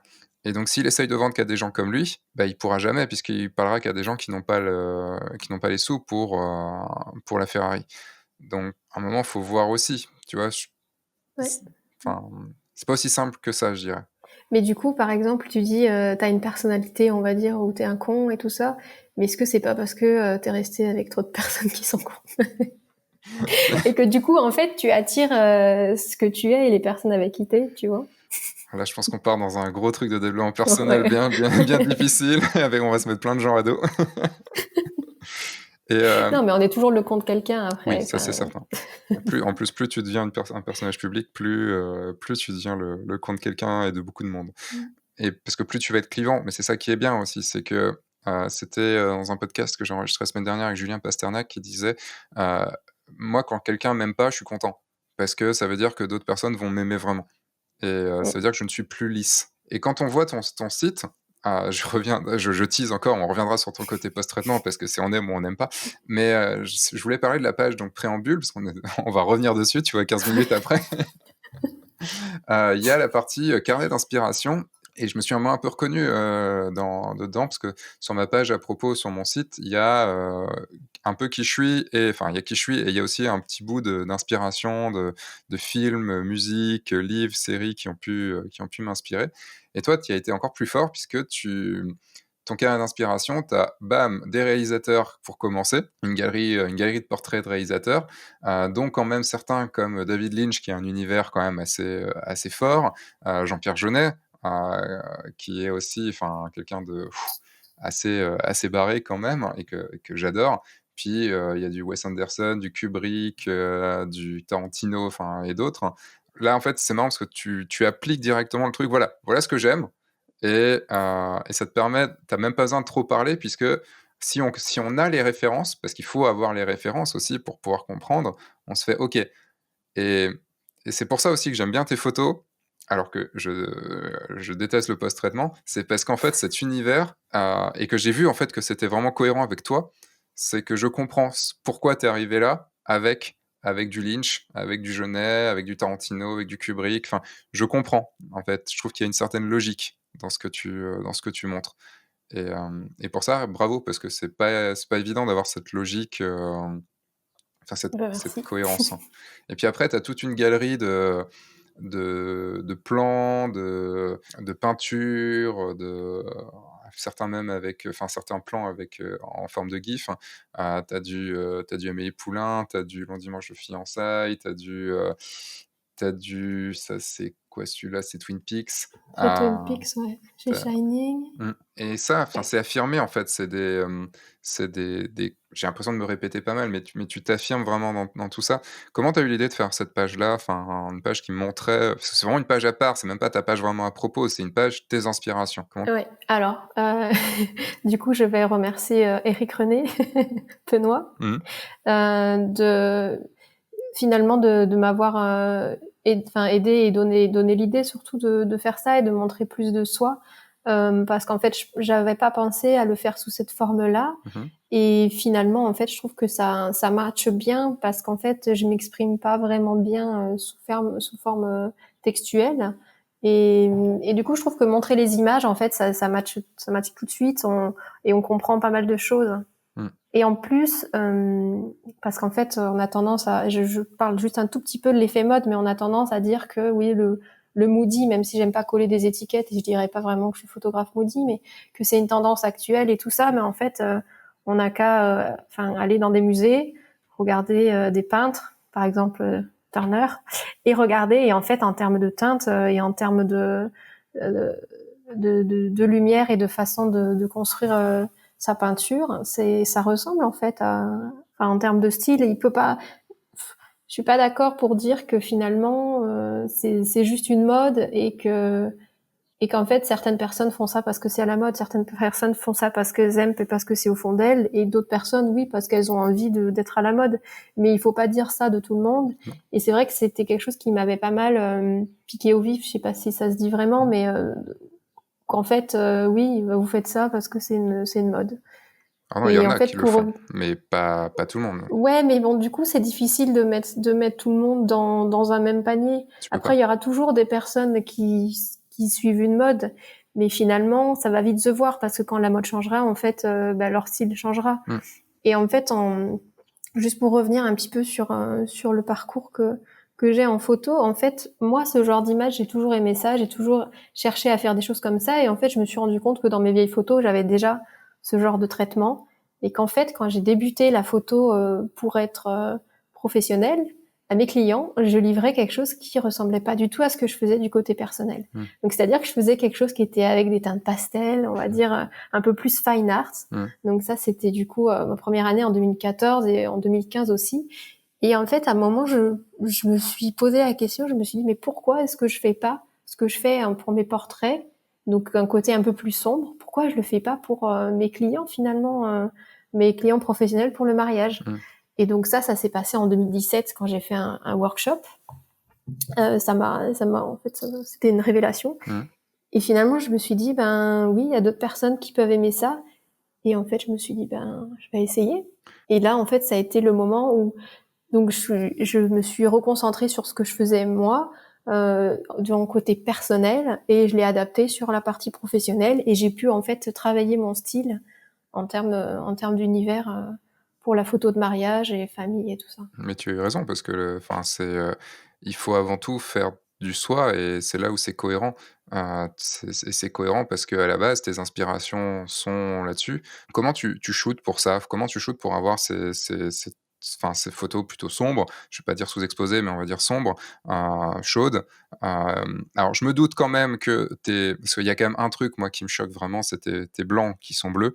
Heu J'ai cru, alors c'est juste pour la blague, hein, mais quand je vois tes lunettes, et je vois les reflets, il y a une fenêtre en face de toi et je vois le reflet de la fenêtre dans tes lunettes, et comme tu as des lunettes qui sont peut-être teintées, un peu teintées, il y a un reflet bleu et le blanc devient bleu. En tout cas, passer par Messenger, c'est ça que je vois et je me disais: «Mais J'ai c'est pas de comme verre ça qu'elle teinté. voit, en fait». Oui. La meuf voit comme dans ses photos, quoi. Non, mais comment, enfin, c'était juste pour la blague, désolé. Mais comment tu shootes pour arriver à ce rendu-là? Et ben, je shoot comme tout le monde. C'est juste la lecture de la lumière, en fait, qui va être différente, Mmh. où je connais les schémas de lumière qui vont me permettre d'arriver à telle ou telle photo.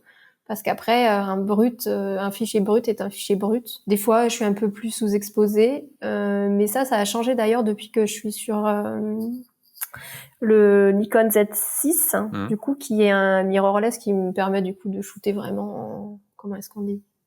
En voyant directement ce que tu vas avoir? Ouais, mais en balance 0. D'accord. Bien exposé quoi Mmh. vraiment. Et donc en fait ça change pas grand chose. Moi le but du jeu c'est que la personne, son visage, c'est sa teinte de peau ne soit pas cramée, sinon après le reste, bah, Quand tu dis c'est, une lecture de lumière différente, c'est, tu lis la lumière comment? et ben ce qui m'intéresse c'est de savoir d'où vient la lumière pour placer le sujet dans ce faisceau lumineux pour avoir justement cet effet peinture et en fait avoir par exemple à l'intérieur un fond qui soit plus avec une lumière tamisée. Donc tu vas placer tes mariés, c'est ça? Tu fais, enfin tu agis beaucoup pendant le mariage pour ça? Alors pendant le mariage, j'agis quasiment pas, mais pendant les préparatifs, j'arrive avant que avant que les préparatifs soient débutés pour pouvoir voir avec donc maquilleuse, coiffeuse, comment on installe où est-ce qu'on installe la mariée pour que justement la lumière soit chouette. Après, c'est à soi de tourner autour, enfin avec la lumière finalement, Mmh. parce qu'il y a pas mal de choses en fait où on n'a pas le choix justement sur d'où vient la lumière, mais par contre le fait de pouvoir changer d'angle, on se rend compte que ça rend pas du tout la même chose. Mmh. Et en fait, pour avoir fait des workshops justement où je montrais un petit peu comment je shootais, j'ai vu que il y a des personnes qui étaient pas forcément au fait de ça en fait. Et c'est vrai que si on l'expérimente pas, on se rend pas forcément compte que même si le sujet ne bouge pas, le fait de nous changer d'angle, en fait, on va avoir un résultat qui va être totalement différent et on peut faire une photo qui change du tout au tout, Bah, qui soit plate ou qui soit il suffit juste de mettre quelqu'un devant une fenêtre et de se placer entre la fenêtre et lui et après de se placer derrière lui face à la fenêtre. Enfin le rendu est totalement différent, quoi. Mais oui, de se tourner et autour, ne c'est serait-ce que très important. des fois de ne pas beaucoup en termes d'angle, tu vois. Si par exemple la fenêtre elle est face au modèle et le modèle la fenêtre est sur sa droite et en fait on va se placer un tout petit peu, enfin on va se placer face à lui finalement, puis après on va juste faire 2 ou 3 pas sur vers l'autre côté de la fenêtre, Mmh. enfin vers le mur du coup qui est de l'autre côté. Et en fait, rien que ça change énormément de choses. Et en fait, je pense qu'il faut tester. Et donc en fait, c'est à partir de là qu'on va réussir à voir ce qui nous plaît, Mmh. à comprendre comment marche la lumière et à trouver son univers. Mais en même temps, c'est quelque chose que tu testes depuis le début, puisque si tu me dis que tu avais ce style de photo en personnel quasiment depuis le début, c'est quelque chose que tu expérimentes, et que tu progresses là-dedans depuis tes débuts. Ouais, même si bon, c'était pas exactement le même style, mais c'est vrai que quand je regarde mes vieilles photos côté perso, j'aimais bien ce côté sombre, à avoir vraiment juste le modèle qui ressorte. Mmh. Donc ouais, j'ai cherché des techniques pour arriver à ce genre de rendu. Et alors pourquoi, changer le blanc en bleu? Désolé, j'ai besoin de te poser cette question-là. Alors en fait, j'aime pas le blanc déjà, j'ai du mal avec le blanc. Ah voilà, En les fait, du coup, racistes anti-blancs, c'est bien, bravo! je voudrais que mes mariées aient toutes, comme la mariée devant le bateau, une robe d'une autre couleur que blanc. Tu as lancé toi qui as lancé la pétition pour arrêter les robes blanches en mariage, c'est ça? C'est ça, c'est moi. C'est très bien le marron ou je sais pas, ou une autre couleur, genre vert kaki, c'est bien. Ouais, tu dois être content, il y a beaucoup de mariés en ce moment, c'est la mode un peu les mariés en bleu. Enfin les mariés les mariés en bleu, l'homme en costume Ouais, je bleu. suis pas trop fan. Bah, il faut savoir, hein! Ouais, je préfère le vert ou ouais ou le marron ou tu vois le truc écossais là, je sais plus comment ça s'appelle. Non, en fait, oui, je suis pas hyper fan du blanc et en fait non. Après, c'est le bleu en fait dans mes blancs, c'est juste l'univers de ma retouche. Je me suis pas dit un jour tiens, je vais mettre du bleu dans les blancs, faisons ça. Mmh. C'est juste que j'ai testé pas mal de choses et ça j'ai beaucoup aimé le rendu et c'est vrai que c'est pour ça que j'aime pas trop avoir en fait, j'aime pas avoir un fond blanc par exemple, parce que je trouve que c'est comme s'il y avait aucune matière, aucun. D'accord. Je sais pas si tu vois ce que je veux dire. Et donc j'aime pas, par exemple, j'aime pas trop shooter à contre-jour. Ou Mmh. sinon il faut qu'il y ait quelque chose derrière. Mais j'aime pas ce truc tout blanc. Il y a certaines photos, des fois, on me charrie en me disant: «Mais cette photo-là, elle est maudite, ce que tu as fait». C'est juste que en fait, c'est le coucher de soleil, donc c'est orange, en fait. C'est normal. Enfin, tu regardes la vie, tu regardes le soleil passer. Bon, des fois, c'est rose le soir, mais il y a quand même beaucoup de fois où le soleil, il est quand même vachement orange et vachement chaud le soir. Même des fois, c'est chiant, quoi. Donc oui. Et puis en plus, c'est sombre parce que on est en soirée et qu'il y a du coup moins de lumière et que ça crée beaucoup plus de contraste et que tout ça. Donc oui, donc autant ces teintes chaudes, je comprends parce que ça peut, enfin, naturellement, on peut avoir ça. C'est juste que le bleu là, c'est vraiment quelque chose d'ajouté, enfin de que tu ne peux pas avoir, enfin ce quand je parle du bleu, on va dire: «Oui, mais le ciel, il est bleu de base». Oui, OK, mais là, on parle vraiment genre d'une photo prise en un peu surex ou genre vous vous mettez face à une fenêtre. Pour avoir, quelqu'un de bien, la fenêtre va forcément être surex et ce blanc là sera bleu. C'est ça vraiment le truc. Et il y a un moment quoi, j'aimerais juste savoir, est-ce que c'est arrivé progressivement ou il y a un moment, genre, t'as mis une tirette et tu fait: «Oh putain, ça me plaît en fait ça». Eh ben, c'est un peu des deux en fait. Parce que donc quand j'ai commencé la photo, j'étais plus sûre de la retouche. Donc à l'époque, j'avais téléchargé des presets qui viennent de je sais plus où. Je pense que ça devait être DeviantArt ou je ne sais pas quoi.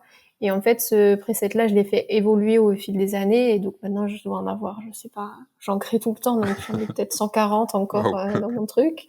J'en ai vraiment beaucoup. Et en fait, à chaque fois, c'est un preset qui va être différent en fait que j'ai et j'adapte en fait en fonction de ce qui se passe Mmh, et en fonction de l'univers que je veux donner au mariage, même si en fait, si on regarde différents mariages et qu'on met les photos à côté, ça reste un univers qui est quand même cohérent. Donc en fait, non, c'est pas un jour je me suis dit tiens, je vais faire ça. C'est vraiment ma retouche qui évolue en fait. d'accord. Et tu la sens encore évoluer? Ouais, tout le temps. Ben, en même temps, je m'ennuierais sinon, parce Mmh, que je sais pas, j'ai pas envie de faire tout le temps la même chose. J'aurais l'impression sinon d'aller toujours au même endroit shooter en fait. ouais. Et Donc tu sens que ça s'affine ou que tu commences à aller vers un autre, enfin vers pas un style différent parce que c'est pas le truc, mais d'aller vers un concept un peu différent ou autre, ou c'est vraiment genre de plus en plus fin dans tes réglages? bah écoute, en fait, je saurais pas te dire. Je pourrais dire ça Mmh. dans 2 ans, tu vois.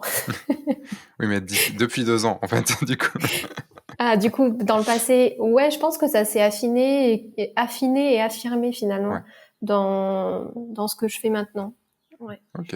Et je voulais te dire un truc, mais ah oui, en fait, du coup, au niveau de la retouche, donc clairement, c'est assumé, du coup, le bleu dans les blancs, J'espère. parce qu'en fait, ouais, ah non, je n'avais pas vu, mince, mon écran n'était pas Mais non, mais calibré. c'était lunettes. Ah, oui. C'est pour ça que le monde me paraît étrange aujourd'hui. Pourquoi le monde, il paraît imprimé sur un papier, heu, métallique? Euh, donc oui, après, en fait, pour moi, une photo ne doit pas se voir avec du blanc autour, Mmh, déjà. oui. C'est pour ça que j'aime pas les sites où le fond est blanc, parce que déjà le blanc, ça n'existe pas. Enfin, Mais ton site est blanc. tu fais quoi? Bah, ton De site quoi? est blanc. Tes photos sont Non, sur ah fond non, blanc. non. Ah, il est quand même, non, si c'est OK, Ah peut-être si, pas un vas-y, blanc viens. blanc, mais c'est un blanc quand même Voilà, blanc, quoi. c'est jaune. Ouais, Ce n'est enfin pas du blanc pur. en fait, c'est En juste fait, il y a tellement de jaune dans tes photos que ça paraît blanc autour, c'est pour ça. mais parce qu'en fait, pour moi, un blanc pur, ça n'existe pas. Et même quand on va imprimer quelque chose, ce ne serait pas sur du blanc. Oui, Et donc, c'est vrai. moi, la photo autour, déjà dans Lightroom, je la retouche, je suis à blanc, gris 75, je crois, ou quelque chose Mmh. comme ça. Et j'aime pas, du coup, avoir ce blanc parce que je trouve que ça rend pas. Et c'est vrai que si on regarde mes photos avec du blanc autour, ça peut paraître assez étrange. Mmh. Mais en fait, C'est vrai. mais en fait, non.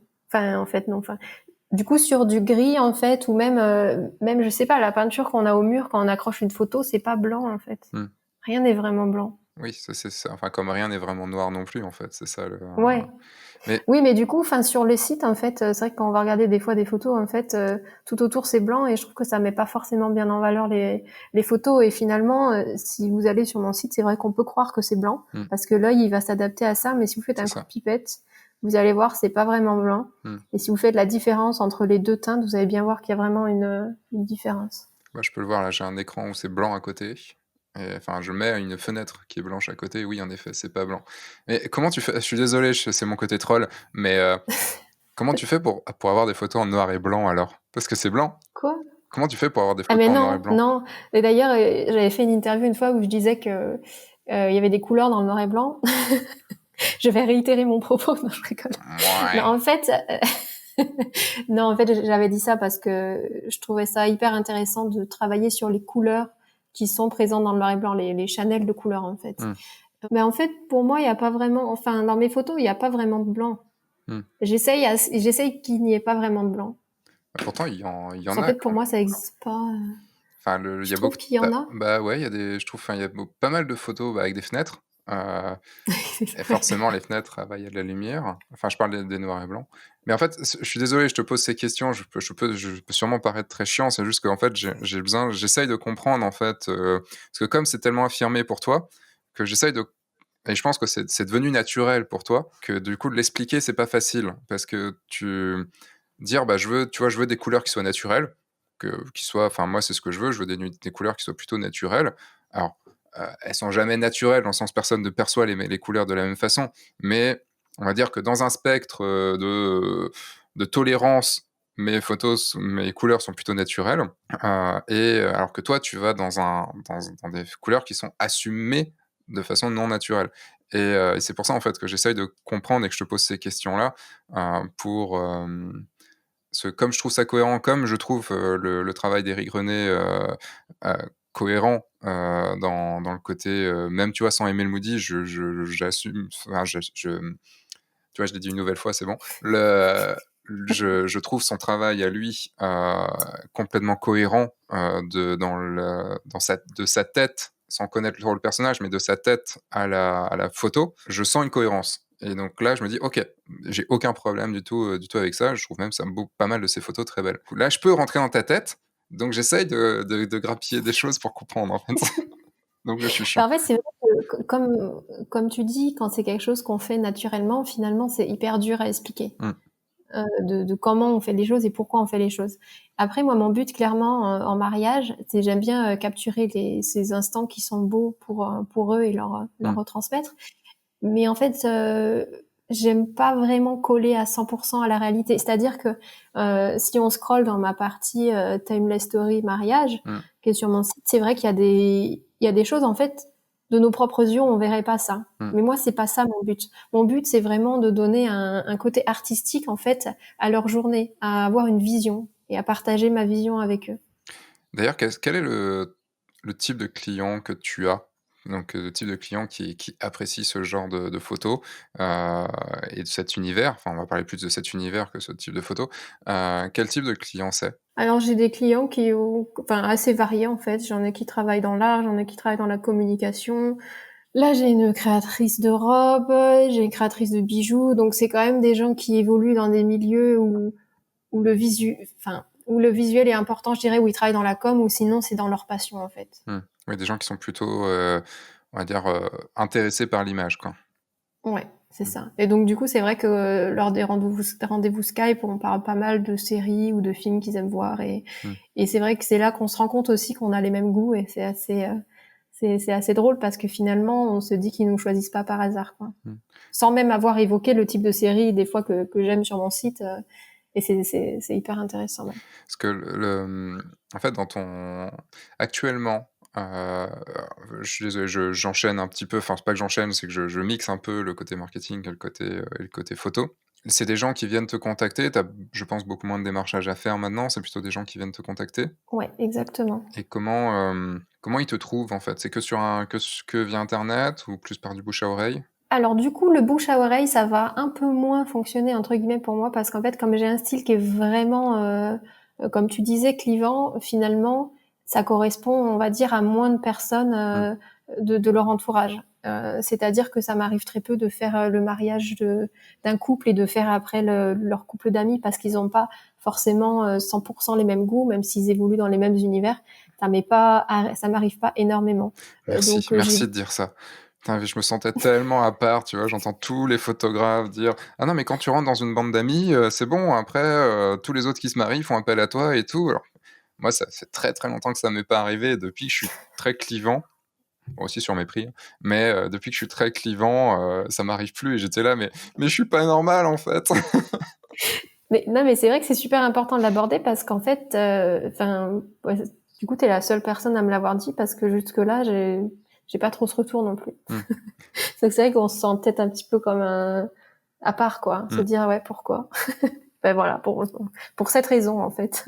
Et donc ils te trouvent par ton site et Par ouais, Instagram aussi, parce que mmh, du coup, comme c'est des gens qui sont dans l'image, ils utilisent pas mal les réseaux sociaux, ou sinon c'est le lieu, des lieux en fait qui correspondent à ce que je fais. OK. Je travaille avec certains.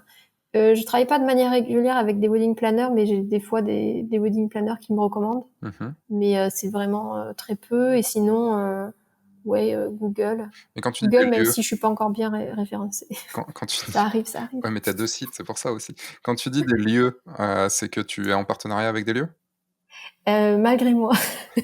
Non, malgré moi. Non, je les adore en fait, mais c'est pas moi qui fais les démarches finalement. OK. Et je pense que c'est les meilleurs partenariats, c'est ceux en fait où on n'a rien demandé, Mmh. quelque chose s'est bien passé et du coup on instaure cette relation parce que finalement ça devient un peu comme des amis. On adore aller les voir et c'est ce qui se passe et je suis ravie du coup. Alors j'ai tellement de questions à te poser encore, on n'a pas fait la moitié de ce que je voulais te poser comme question. Éclaire-moi, Hambourg ou Toulouse? Là, J'allume la lumière. allumer la lumière. Joli. J'aime cet humour, j'aime cet humour. Donc, je suis arrivée à Toulouse en 2011. Ma boîte s'est lancée en 2014. Mmh. Et en fait, en 2016, on a décidé de déménager à Hambourg. Donc, c'était les débuts de mon entreprise. Tu sais, le début où tu commences à avoir, on va dire, une genre de notoriété, où tu commences à avoir un peu de bouche à oreille. Donc voilà, j'ai décidé de partir. Donc pendant 3 ans, j'ai vécu à Hambourg. Donc j'ai continué d'être photographe là-bas. J'ai fait donc des mariages, famille. Enfin, en fait, je faisais tout la même chose, mais là-bas et finalement aussi en Europe. Ça m'a permis de faire des mariages un petit peu partout. Mmh. Donc j'y ai habité pendant 3 ans et je suis rentrée là en 2019. D'accord, Ouais, c'est ça. C'était fin de l'année dernière, au mois d'octobre. OK. Donc maintenant Toulouse. Exactement. OK. Mais je continue à faire des mariages là-bas. On verra ce que ça donnera avec les situations actuelles, si j'aurai le droit de m'y rendre. Mmh. Parce que On verra. en fait, pourquoi je te pose cette question, c'est que sur tes réseaux sociaux, c'est marqué Hambourg. Sur ton site, c'est plutôt marqué Toulouse, même si c'est un peu plus partout et ton site est en français, je l'ai pas vu en allemand. Donc c'est pour ça que Parce que j'ai je parle pas allemand. alors comment tu fais? Et ben en fait, je parle anglais, donc je parlais anglais avec eux et c'est vrai que ça a été aussi un sacré challenge finalement de décrocher des contrats avec des personnes qui étaient allemandes et qui parlent très bien anglais, heureusement. D'accord et Mais là, ouais. actuellement, ton site, il te ramène plutôt des gens du côté de Toulouse ou d'un peu partout? Bah, d'un peu partout, quand je regarde mes stats, j'ai pas mal de personnes de partout qui regardent mon site. Alors, pour le moment, en fait, j'ai un peu moins de demandes pour l'étranger, mais parce que là, c'est une période assez spécifique, on va dire. Mais j'ai des mariages encore à Hambourg et des demandes, ouais. D'accord. Mais c'est ce qui fait que maintenant, pour Hambourg, par exemple, des mariages un peu plus petits, en fait, je les refuse, quoi. Oui, Parce parce que que du coup, c'est quand même assez loin. Il y a plus de direct et tout, c'est compliqué. Mais c'est vrai qu'après, du coup, je me déplace partout en Europe et je reçois des mails pour un petit peu partout. Donc ça, c'est cool. OK et tu es, dans quelle gamme tarifaire? Si tu veux bien en parler. Ouais, je commence à 1900 et je vais jusqu'à 4005. D'accord et en moyenne? Et en moyenne 2005. D'accord. Ouais, non, parce que du coup, avec les réseaux sociaux ou je sais plus quoi, où à un moment j'ai dit que c'était à Hambourg, c'est où que je le change? Que quoi? Ah, Tu m'as dit qu'il y a un endroit où j'étais encore mis à Hambourg. bah, sur ton Facebook, si je dis pas de Ah bêtises. oui. Ok, oui, parce que j'étais censée faire l'annonce, ouais. Ouais, ça a été, ouais. Bah, si tu veux, je peux te montrer deux Bref. trois autres trucs sur ton site ou moi, tu vois, toi, c'est, l'informatique ne t'aime pas et moi, je repère tout de suite les petites erreurs qu'il peut y avoir, c'est l'habitude et Ah ouais? Ah bah non, mais parce qu'il doit y en avoir pas mal. Mais bon, c'est vrai que ça a été on a une tous période assez chargée là, en début d'année et tout, donc. T'inquiète pas, on Mais a bon. fait tous plein d'erreurs et moi j'ai plein d'erreurs aussi sur mon site et tout, quoi. Et d'ailleurs tu l'as vu parce qu'on parlait on était en live sur la communauté Oui je le veux, il y a quelques jours et on parlait enfin je faisais des questions-réponses sur le site et on parlait de copie. Alors est-ce que pour toi on a abordé le sujet de la copie ou tu veux qu'on recommence qu'on reparte dessus? Ou c'est bon? Non, mais non, c'est bon parce que justement, on parlait d'être soi-même, donc Et en fait on était parti sur du duplicate content, donc du contenu dupliqué. On va essayer de parler français et sur le fait que, bah, sur des sites, il y avait des gens qui pouvaient piquer, bah, des photos ou piquer du texte et le remettre comme ça sur son site et on était parti sur deux sites, si, je dis pas de bêtises, c'était copy scan, oui, ou Copyscape, scan, ouais, scan. il y avait Siteliner, pour le contenu dupliqué sur son propre site, savoir si on avait 2 pages qui étaient pareilles et Copyscape, pour, voir si, en fait, sur une page, il y avait pas du contenu qui était dupliqué sur d'autres sites et j'étais tombé comme ça en live, sur le contenu d'en plus d'un auditeur qui avait, copié mon texte, qui normalement l'a modifié depuis et en fait, il avait copié avec les fautes, ce qui était joli, quoi. Donc les erreurs, tu vois, on en fait tous et c'est On là en que j'ai fait vu que j'avais tous. fait des fautes sur mon site. Mais des fois, on est tellement tête baissée en fait dans ce qu'on fait qu'on se rend pas compte. Donc pour ça, c'est bien de faire les choses, d'attendre un petit peu et pareil en retouche en fait. Mmh. C'est pour ça que j'ai un process qui peut paraître assez long, mais j'aime pas me mettre la tête directement dans la retouche d'un mariage. J'aime bien attendre quelques jours, faire des retouches, attendre et y revenir parce qu'en fait, on s'habitue trop à quelque chose. Enfin, je vais retoucher 10 photos ou même peut-être plus, et en fait, au bout d'un moment, on s'habitue visuellement à ce qu'on voit, et en fait on a tendance des fois à trop mettre les curseurs un peu loin, enfin pour ma part des fois, et en fait on va revenir le lendemain, on va se dire waouh, ça fait mal aux yeux là. Ça t'a pas fait ça Non mais avec c'est un peu? normal. Je savais que t'allais dire ça.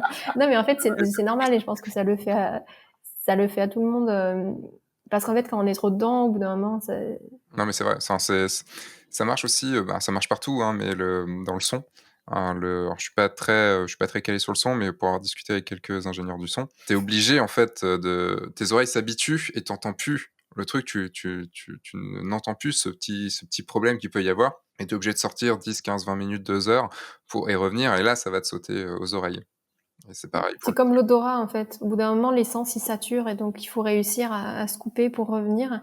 Et c'est comme ça qu'on va réussir à arriver à quelque chose qui est esthétiquement proche de, pas de la perfection qu'on veut, mais qui va être vraiment hyper qualitatif. Il faut Donc, faut faire savoir prendre le temps. Faut pas hésiter de faire des petits avant-après sur des petits changements qu'on a fait, parce que c'est tellement imperceptible des fois que c'est compliqué. Je sais pas si ça t'a fait ça? Tu travailles sur Photoshop un peu, ou Alors non, tout ce que je fais là, tout ce que vous voyez, c'est que du Lightroom. d'accord. Bon, ça peut arriver sur Lightroom, mais c'est plus sur Photoshop, donc je sais pas si ça va t'arriver. C'est que, en fait, je suis avec une broche, donc je suis avec un pinceau, parce qu'il y en a qui vont dire: «Ouais, mais arrête avec l'anglais». Je suis avec un pinceau et genre j'ai mis, un truc, c'est assez bas, genre 10 d'opacité, un truc comme ça, pour éclairer, une partie et je peins une fois, 2 fois et je fais: «Ah tiens, c'est cool, je vais mettre un peu plus» et je vois que ça fait pas plus et en fait, après je remarque que mon pinceau, en fait, soit il était à zéro, soit il était pas sur le bon calque, soit il faisait rien. Donc en fait, les quelques premiers coups de pinceau, ça a absolument rien fait. C'est mon cerveau Ouais. qui a convaincu, enfin, mon cerveau de que ça fonctionnait parce que tu savais que ça allait faire ce résultat-là. Et non, et c'est vrai ça. T'as l'impression qu'il se passe quelque chose alors qu'en fait, il se passe rien. Mmh. Et c'est vrai que ça m'est déjà arrivé, même sur Lightroom, tu fais et t'as l'impression que ça change. Et sur Et Lightroom, par le contre, moment où tu te rends compte que ça marche pas, t'es là, c'est merde. con. Non, mais sur Lightroom, ça m'est arrivé parce que, en gros, tu as mal cliqué sur la tirette. Tu vois, tu vas pour bouger la tirette et tu as mal cliqué dessus, donc ça fait rien. Mais toi, comme tu regardes pas la tirette, tu regardes que ta photo, tu es là, tu fais: «Eh, c'est pas mal. Eh, mais pourquoi ça fait pas plus? Ah putain, ça a rien fait». C'est tellement ça. Et c'est là où on se dit finalement, il y a quand même un pouvoir énorme du cerveau, et qu'on se fait vraiment manipuler. On se manipule nous-mêmes. C'est ça. Combien tu fais de mariages dans l'année? Alors en fait, ça dépend parce que chaque année, je me dis ouais, j'en fais un petit peu moins, et en fait, j'ai du mal à mettre la barre stop. Donc environ 15, ça dépend. D'accord, et tu fais quoi? Enfin, ça représente, une grosse partie de ton chiffre d'affaires ou tu as autre chose vraiment à côté? Alors donc moi je fais que de la photo, ça représente quand même, pas mal de mon chiffre d'affaires. Après je fais, donc de plus en plus des shootings, éditoriaux, je fais pas mal de séances famille, des portraits. Mmh. Donc heu, donc voilà, ouais, ça représente quand même la plus grosse partie, mais je fais d'autres choses à côté. D'accord, et à l'avenir, tu veux faire plutôt genre moite-moite ou c'est quoi ton ambition? Ce que je veux faire, c'est en faire moins, mais proposer des choses encore plus personnalisées aux gens. Et c'est pour ça qu'en fait, j'essaie de pas en accepter trop Mmh. par rapport à ça. Après, en fait, comme je l'ai annoncé sur Instagram avec un concours que j'ai fait, j'étais en train de d'ouvrir une partie studio en fait. Donc il y a quelques semaines, finalement, ça s'est pas fait avec les raisons qu'on connaît tous de confinement. Oui, parce qu'on enregistre Euh, le podcast, on est le combien? On est le 8 avril. 7, 8, 8 avril voilà. 2020. Donc, donc voilà, et donc je veux proposer en fait des photos portraits et des photos aussi sur l'acceptation de soi. Enfin, ça après, si ça vous intéresse, je vous laisse aller voir le sur Instagram. J'en parle un Quand petit tu peu parles de plus. studio, c'est vraiment ouvrir un studio physique, C'est vraiment de la prise de vue studio quoi, mais dans avec un des flashs, local, un fond. avec ton local à toi Ouais, ou il y a c'est un local. Alors c'est un local qui est partagé actuellement, mmh. et après justement ça me permet en fait de tester et de voir ce que ça donne. Parce que c'est vrai que j'aime beaucoup les portraits, j'aime beaucoup l'aspect tableau qu'on peut avoir, on peut donner à certaines photos, et du Mmh. coup j'ai envie D'accord, de tester ça et de proposer ça. et donc là, c'est ton projet, floraison, c'est ça? Exactement. Et donc le projet Floraison, c'est sur l'acceptation de soi, la renaissance, et c'est en partenariat, enfin en collaboration du coup avec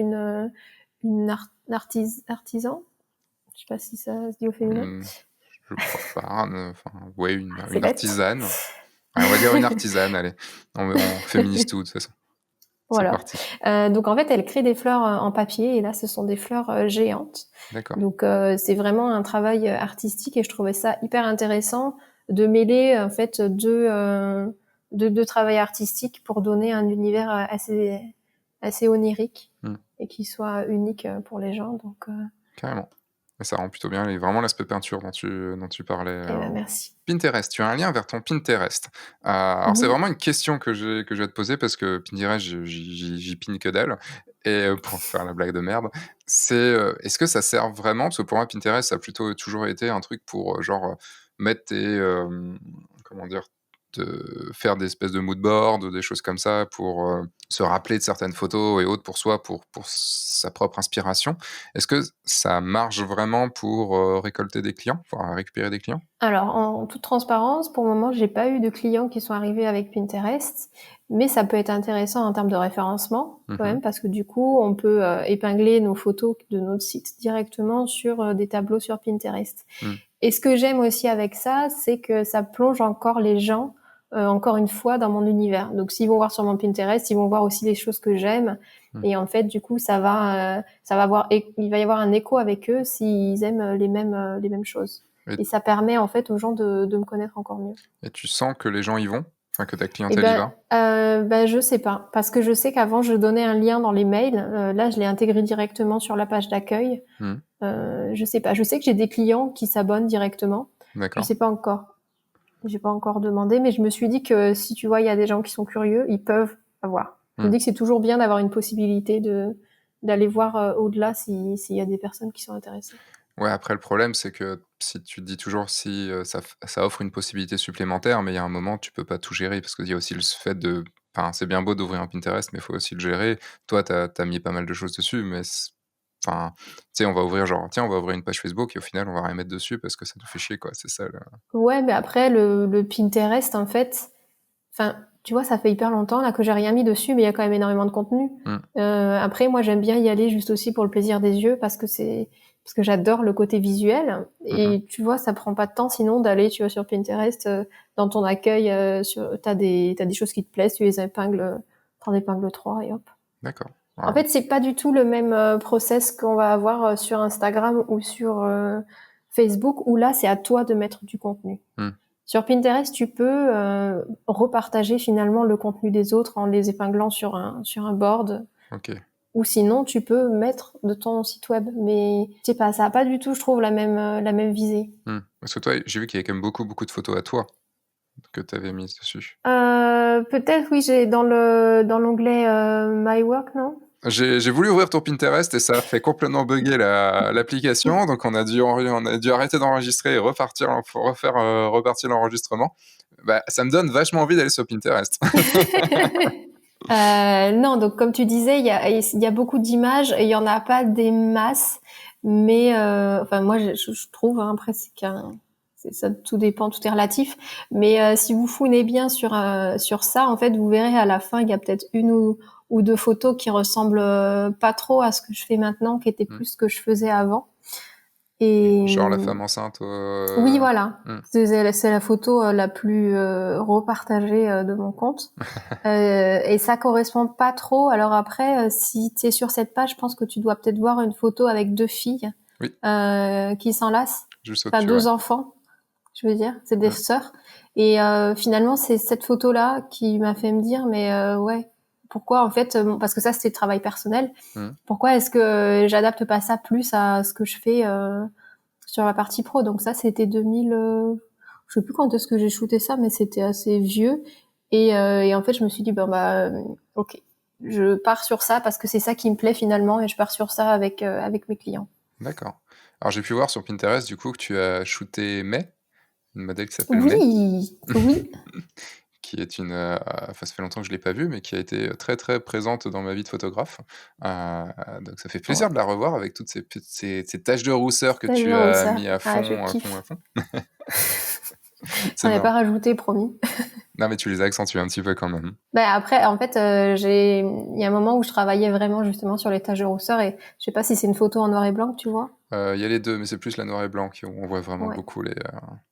Parce que ouais, sur les noirs et blancs, justement, j'aimais bien faire ressortir les taches de rousseur. Pour ceux qui suivent F1.4 depuis longtemps, c'est la modèle que enfin, j'ai fait un épisode, une journée avec May, et c'était son portrait sur l'épisode où j'avais fait la retouche extrême, le portrait extrême, où j'avais fait ressortir à mort aussi ces taches de rousseur. Mais c'était il y a longtemps tout ça. On a Et l'impression d'être vieux. oui, bah ça devait être en 2000, ça devait être en 2014, un truc comme ça quand même, hein. 2013-2014, donc c'était il y a pas. Toi, tu commençais à être pro à l'époque. Ouais, c'est ça. Et ouais. Et donc juste pour finir sur Pinterest, en fait, ça fait non, mais c'est pas grave, ça fait un point de contact supplémentaire avec les gens, parce qu'il y en a qui vont pas aimer Facebook, il y en a qui vont pas aimer Instagram, et le maximum, en fait, on peut avoir de points de contact avec nos clients. C'est vraiment intéressant. Entre les gens qui arrivent sur ton site et les gens qui te contactent, est-ce que tu sais à peu près le pourcentage? Parce que comme tu as un style très très affirmé, est-ce qu'il y a genre beaucoup de gens qui arrivent et peu de gens qui te contactent? Enfin, c'est ce que j'imaginerais au final. Est-ce que c Alors, j'ai récemment changé mon site de WordPress à Squarespace. Mmh. Donc, enfin, mes analytics, je les suis beaucoup plus maintenant puisqu'elles sont directement intégrées dans Squarespace. Donc, j'ai pas vraiment une vue des autres années. En fait, c'est pas quelque chose que je prenais vraiment en compte parce qu'avant ça, j'étais aussi pas vraiment bien référencée. Mais ce que je sais, c'est que j'ai énormément de photographes, notamment, qui vont voir mon site. Donc, forcément, c'est pas que des clients. Ouais. Même s'il y en a, c'est des photographes clients. Mais donc je sais très bien en fait qu'en termes de ratio des personnes qui vont voir mon site et des personnes qui me contactent, il est peut-être plus faible que d'autres personnes. Ça, clairement. Ouais, puis c'est difficile à voir. Mais c'est bien d'avoir ce retour-là, enfin d'avoir ce recul là-dessus, parce que moi aussi, enfin, j'ai beaucoup de photographes qui vont voir mon site, hein, et donc forcément, même si ben, la plupart de mes clients sont quand même des photographes, c'est quand même difficile de savoir exactement pour qui vient, pourquoi sur le site. Enfin, de certains pourvoirs, juste pour aller regarder quelques photos et tout ça. Donc c'est pas évident, c'est pas évident de savoir. Euh, Tu dis que tu as changé de WordPress à Squarespace, pourquoi? Alors j'avais d'énormes problèmes sur WordPress. Je sais pas si c'était lié au thème que j'avais pourtant acheté Hmm. sur Theme Forest. Mais j'avais énormément de mal à me référencer en fait. Il y a rien qui marchait, aucune des techniques.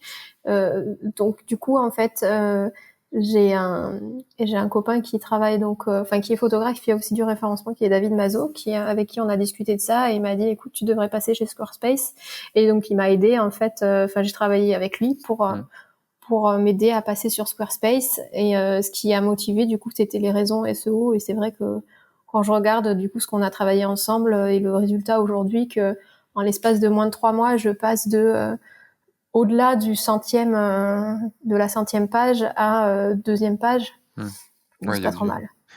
mais après ton site, enfin, ce que je t'ai dit tout à l'heure, ton site est plutôt bien foutu parce qu'il y a pas mal de textes, il y a pas mal enfin, si tu l'as je sens un site qui a été réfléchi pour le SEO et qui est enfin, pour le SEO, pas totalement, mais qui a été réfléchi quand même aussi en expérience client avec, un truc que j'ai vu sur enfin, aussi chez peu de photographes, hein, et que je prône beaucoup, c'est le côté de la promesse, hein. Et quand on arrive sur ton site, on voit déjà au-delà des photos reviver l'émotion.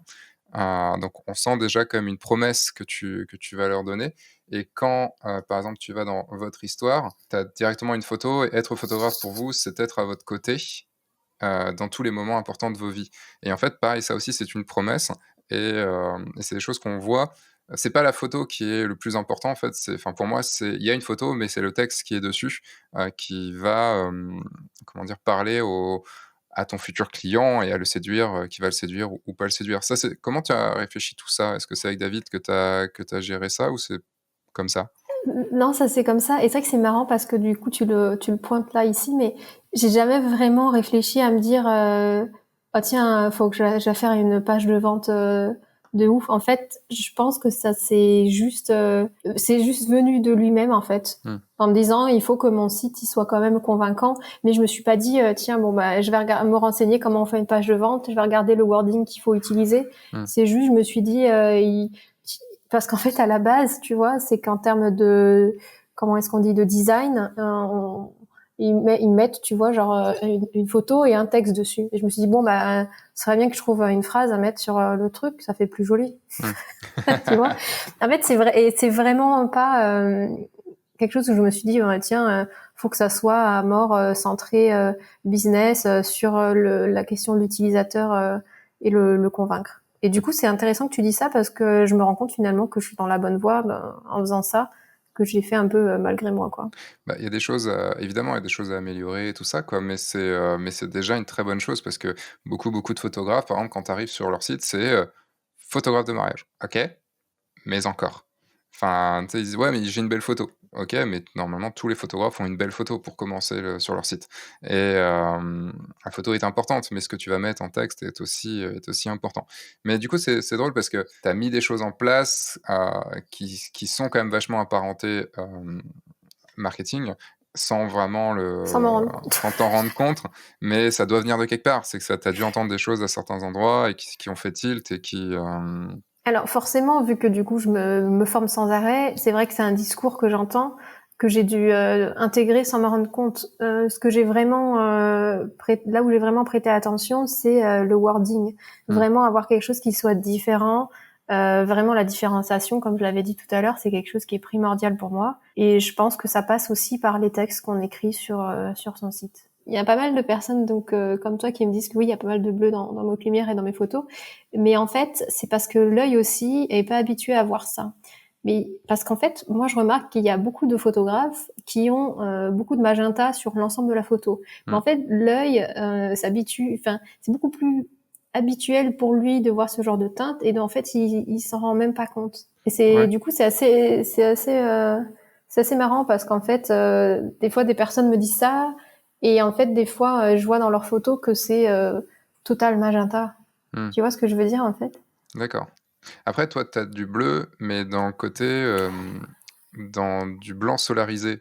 Enfin, dans les aspects un peu solarisés, donc dans des blancs un peu cramés et plus t alors c'est horrible, hein, les gens qui mettent tu sais, tu as du blanc cramé et qui les assument pas et qui mettent du gris à la place. Je trouve ça absolument horrible. Toi, tu as choisi de mettre du bleu à la place, donc tu l'assumes et tu mets du bleu. Alors, c'est pas, enfin, c'est du blanc cramé, mais finalement qui va l'être en plus en termes de post-traitement. En fait, ce Mmh, que j'aime pas ce blanc, cette histoire de blanc pur, en fait. ouais, mais ça se comprend. Putain, ça y est, on est revenu encore sur le post-traitement, Merde, putain. ouais, bon. Non, je voulais te poser la question, enfin te engager un tout petit peu avant de te poser les questions de fin. Tu parles que tu t'es formé et donc tu m'as dit aussi au tout début, enfin et je vois ton nom circuler aussi depuis longtemps. Donc tu es arrivé comment sur F1.4 puisque tu es, je pense que tu t'es formé, c'est ce que tu m'as dit en tout cas, tu suis mon travail depuis longtemps. Qu'est-ce qui t'a fait arriver sur F1.4 et qu'est-ce que tu y as trouvé? Alors, comment j'y suis arrivée, ça reste une des Un questions mystère? des méandres d'Internet, ouais. Je pense que j'ai dû y arriver via YouTube ou Je ne sais pas. Mon historique d'il y a quelques années me dira de 2015. Tu l'as gardé encore? Si on cherche, tout est trouvable. Donc, J'espère pas. quoi, t'as de la désaturation partielle? Tu sais que je me pose la question, savoir est-ce que je l'ai fait une fois, sauf pour une connerie? Enfin, Ah, tu es sans en que train d'avouer là, attention, non, écoutez non, bien, il est en train non, non, la d'avouer question que c'est c'est une pratique. est-ce que je l'ai fait une fois, sans que ce soit pour une connerie? En fait, c'est vraiment la question, c'est est-ce que je l'ai fait? Je pense que oui, j'ai dû le faire une fois, il y a mes tout début, mais je n'arrive pas à m'en rappeler. Mon cerveau si je l'ai fait, mon cerveau l'a occulté, tu vois? Ouais, c'est ça. Et la photo a été supprimée depuis très, très, très longtemps, si c'est le cas. Mais je le dirai, hein, sincèrement, je le dirai, j'ai aucun problème avec ça. De toute façon, après, c'est de ce qu'on fait, on va dire, de plus moche et de nos erreurs qu'on avance, donc c'est Bien bien. sûr. Du coup, moi, je t'ai trouvé en 2015, je ne sais pas comment. J'ai suivi des formations sur le couple, le mariage. Mmh. Je sais, je me demande si j'avais pas fait celle de traiter le mariage en 10 heures Si, ou c'est ça. c'est ça. Et j'avais la séance que tu avais photographiée à Saint-Malo ou Rennes, je sais plus, À Rennes. d'un couple. Ouais. Alors oui, tu as vendre un mariage, tu as Ouais. post-traité un mariage en moins de 10 heures, tu es dans la communauté «Oui, je le veux», tu as le guide du photographe marketeur, la photo de couple lifestyle et puis sinon c'est les gratuites Goal, 10 conseils Photoshop et 10 conseils workflow Lightroom. Donc tu sais bien, tu as des formations qui ne sont plus à la vente, donc ça c'est bien. Et ça, c'est la classe parce que du collector. C'est ça, maintenant c'est devenu collector. Donc ça m'a aidé en fait à me former parce que c'est vrai qu'à l'époque, moi l'image que j'avais des autres photographes, notamment de ma région, enfin de ma ville, c'était des personnes en fait qui me tiraient dans les pattes et qui essayaient d'écraser les autres pour mieux monter. Mmh. Finalement, c'est des personnes qui ont arrêté. Hein. Donc voilà. Ouais. En même Finalement, temps quand on a avec ce le genre men de mentalité. c'est ça et puis en fait on est tout le temps dans une sorte de jalousie et tout le temps dans un truc très, que je vais trouver le mot, enfin c'est dans un Égocentré. ouais, alors oui, mais c'était pas le mot, non, inconfortable, on est vraiment dans une situation extrêmement inconfortable parce qu'on est dans une certaine haine de l'autre et tout et donc à un moment tu supportes plus, quoi.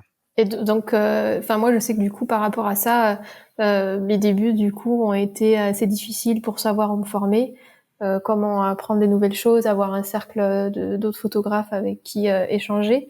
Et en plus en tant que femme face à un milieu où il y avait pas mal d'hommes et qui étaient forcément plus âgés que moi alors que moi j'étais vraiment jeune et je Mmh. n'avais jamais fait d'autres métiers avant donc c'était assez compliqué aussi. Et donc du coup en fait la formation en ligne et ce que tu proposais ça me permettait de me former et en me disant qu'en fait quelque part il y avait d'autres photographes qui étaient sympas et qui Que avaient sur les envie de vidéos partager des choses ouais que sur les vidéos. et que pendant l'enregistrement parce qu'elle pourra témoigner qu'avant et elle pourra témoigner après que mais C'est ça que ça s'est mal passé. qu'est-ce On m'a qui interdit de t'a boire et tout. non, je suis désolé, je t'ai fait te déshabiller, je t'ai fait enlever Mon ton grelot. ton grelot, ton collier qui faisait un grelot et vous auriez pas supporté d'écouter un podcast avec ce bruit pendant 2 heures, quoi. Qu'est-ce qui t'a fait passer le pas d'acheter des formations? La volonté de me former, le fait que donc quand je me suis lancée, je savais pas où me former. Clairement, en termes de formation, la Chambre des métiers des artisans proposait vraiment rien. J'avais besoin de savoir. Je connaissais pas. Enfin, si j'ai fait un mariage en second shooter avec un autre photographe, Mmh. mais on n'était pas. Enfin, je sais pas. Enfin, c'est quelqu'un que je connais et que j'aime bien, mais je sais pas. J'osais pas. Je pense lui demander certaines choses, de savoir comment faire et j'avais besoin de me former. J'avais envie de savoir comment tout ça marchait. Donc, ça a été vraiment la bonne solution. Et c'est vrai que le fait de pouvoir être chez soi, le faire, c'est aussi pas mal quand on est timide et quand on ne sait pas Mmh. par quoi commencer. C'est vrai. Donc, Tu as facilement appliqué? Parce que je sais que c'est pas forcément facile, tu vois, de suivre une formation et d'appliquer les choses derrière, surtout, par exemple, le photographe marketeur ou vendre un mariage où on est sur des bases de marketing, où il y a des choses qui sont pas forcément faciles à appliquer? Parce que des choses peut-être qui peuvent nous heurter par rapport à notre relation au marketing et tout. Est-ce que ça a été compliqué pour toi de mettre ça en place? Ben alors pour revenir à la formation sur le marketing, ce que je trouvais intéressant justement, c'est qu'il y avait ton approche du marketing et celle de Siegfried, et en fait tous les deux vous êtes rejoints à un endroit éthique, on va dire, du Mmh. marketing, hein, comme comme vous l'aviez appelé. J'ai pas réussi à tout appliquer parce que forcément il y a des choses où à l'époque quand je regardais la vidéo, je m'étais dit que j'arriverais pas forcément à le faire. Mais après ça m'a pas mal aidé parce que après ça donc je suis partie donc à Hambourg, et en fait c'est vrai que connaître quand même du marketing et appliquer certaines choses pour réussir à se faire connaître dans le milieu, Mmh. c'est quand même chouette quand on arrive dans une nouvelle ville, quoi, surtout un nouveau pays dont on parle pas la langue. Carrément. Et quelle a été pour toi l'astuce qui t'a, enfin l'astuce ou la chose ou l'enseignement qui t'a le plus, enfin qui a été qui a le plus marché, qui t'a le plus fait changer? Alors, si je me rappelle bien, c'est l'histoire du partenariat. Mmh. Je sais pas jusqu'où je peux développer Que en fait, le truc. en gros, de trouver un c'était le coup du McDo, c'est ça? McDo Cinéma? Alors là, Non? je me Ah, rappelle pas de l'exemple en entier. En fait, développe j'ai et de pas toute façon, au forcément pire, envie je de. couperai après. Ah, ok. C'était le fait d'avoir une situation win-win Mmh. au niveau du partenariat, en fait, de trouver quelque chose d'intéressant pour eux et aussi intéressant pour soi, et en fait de monter en fait pas un business à deux en fait, mais de chacun en fait se renvoyer la balle et de Mmh. pas se présenter à des gens en disant bah moi je veux ça, et en fait pas leur proposer ce que toi tu peux leur apporter. Mmh. OK. C'est Ça, et je me rappelle aussi de ce que je sais pas si c'était cette formation là sur le fait de pouvoir voir quelle personne tu peux rencontrer. Je me rappelle que tu avais parlé de Salgado. voir quelle Après, ça personne. date, hein. Ouais. Avoir en tête des personnes que tu aimerais rencontrer et voir à quel endroit tu pourrais les rencontrer. Je me rappelle que tu avais parlé de Salgado et tu avais dit que lui, tu pourrais le rencontrer sur un salon. Mmh. Je sais pas si ça te parle. En fait, c'est assez Je abstrait dans sais ma plus tête. si je l'ai mis dit dans une formation, mais en effet, je l'avais rencontré rapidement sur le salon de la photo, quand il était en exposition.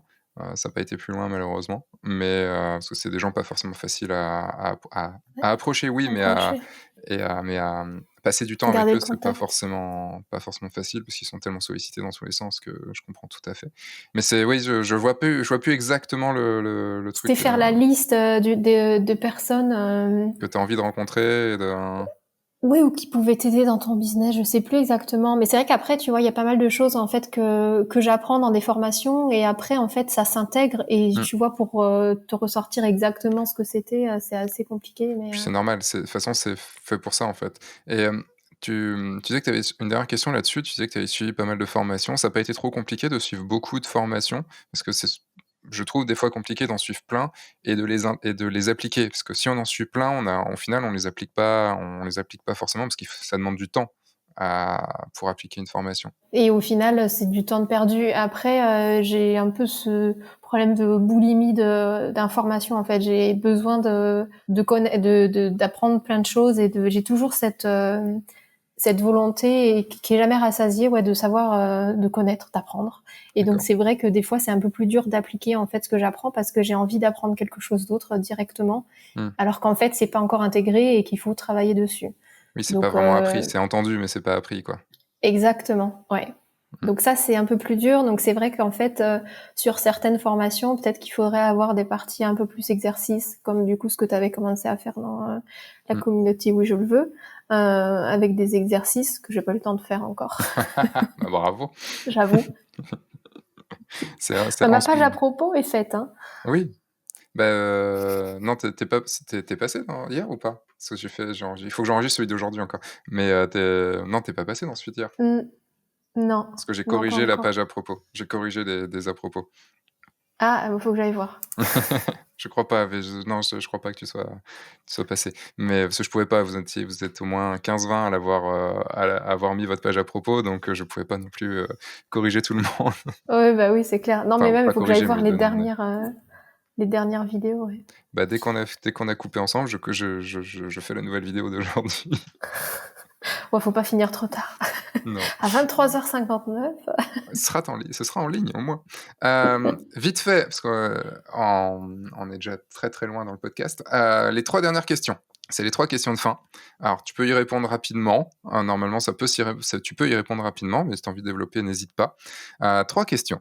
Ta première question, c'est quel est ton objectif, donc quand je dis ton objectif, c'est focal, préféré? 50 Pourquoi? et 35. Non, ça, ouais. Dur de choisir en fonction de chaque situation. Mais j'adore le 50 parce que j'aime beaucoup le portrait et c'est quelque chose qui déforme pas trop si on se rapproche pas trop près des personnes et ça permet au fait de faire des photos où on est un peu plus loin mais en gardant un peu cette proximité de ce qui se passe dans la scène. OK. Mais après, en mariage, j'ai aussi mon 35, j'ai 2 boîtiers et j'ai que le 50 et que le 35 qui sont montés au cas où un autre a un 24-70 dans mon sac dont je me sers jamais. Mmh. Mais vraiment, parce que c'est marrant parce qu'en fait, en termes de, en termes de rendu d'image, j'aime pas coller vraiment à la réalité. Je Mmh. veux que ça soit ma réalité, mais par contre, en termes de focale, j'aime bien que ça ressemble à ce qu'on puisse voir. D'accord. Et tu trouves pas que le 35 et le 50 sont trop proches en termes de focale? Enfin, que les photos changent pas beaucoup entre un 35 et un 50? Ben moi je trouve que ça change énormément parce que par exemple le portrait au 35 c'est pas possible. Déjà rien que le mode portrait ça déforme trop. Le Mmh. fait de mettre en mode portrait le 35, j'aime pas du tout. Donc je shoote jamais au 35 en portrait. Et pour faire des portraits de personnes, du coup, je trouve que ça passe pas du tout. Enfin, c'est vraiment plus du plan d'ensemble, du coup. Et oui, parce que du coup, moi, je trouve que c'est entre 35 et 50, je trouve qu'il y a un gap qui est quand même assez grand. Mmh. Mais en même temps, c'est vrai que j'aimerais bien tester un 85 sur un mariage. Mais en fait, ce que j'ai pas envie, c'est de devoir sans arrêt changer de focale. Ouais. Parce que je pense qu'il me manquerait le 50 entre les deux. Mmh. Et je sais que j'ai fait certains portraits au 85, mais des fois, je trouve qu'on est trop proche. 2e question, ton moment préféré que tu as vécu lors d'un mariage? Je parle bien d'un moment précis et pas genre: «J'aime les préparatifs». Le premier qui te passe par la tête. C'est difficile. Il y en a deux qui me viennent forcément. Moi, je sais pas choisir. Alors vas-y. Il y en a un, c'est une cérémonie sur un bateau, Mmh. une cérémonie laïque. En fait, ce qui s'est passé pour raconter l'histoire depuis le début, sans que ça soit trop long, c'est un couple c'est un couple qui vit à Hambourg, qui est elle russe et lui, lui russe aussi, ils sont tous les deux russes. Et en fait, ils devaient se marier au consulat russe, sauf qu'en fait, j'avais pas le droit d'y rentrer parce que pour des raisons de sécurité, ils laissaient personne d'autre que les deux personnes qui se marient rentrer au consulat, donc je pouvais pas faire de photos, j'étais payée à rester dehors. Donc je leur ai dit, ben c'est un peu bête, vous allez échanger vos alliances là-bas alors que je serai pas là pour les photos, c'est bête. Et en fait, ils me disent qu'après ils vont sur un bateau dans le port d'Hambourg, sur l'Elbe, pour profiter et ils y restent 1 heure et demie.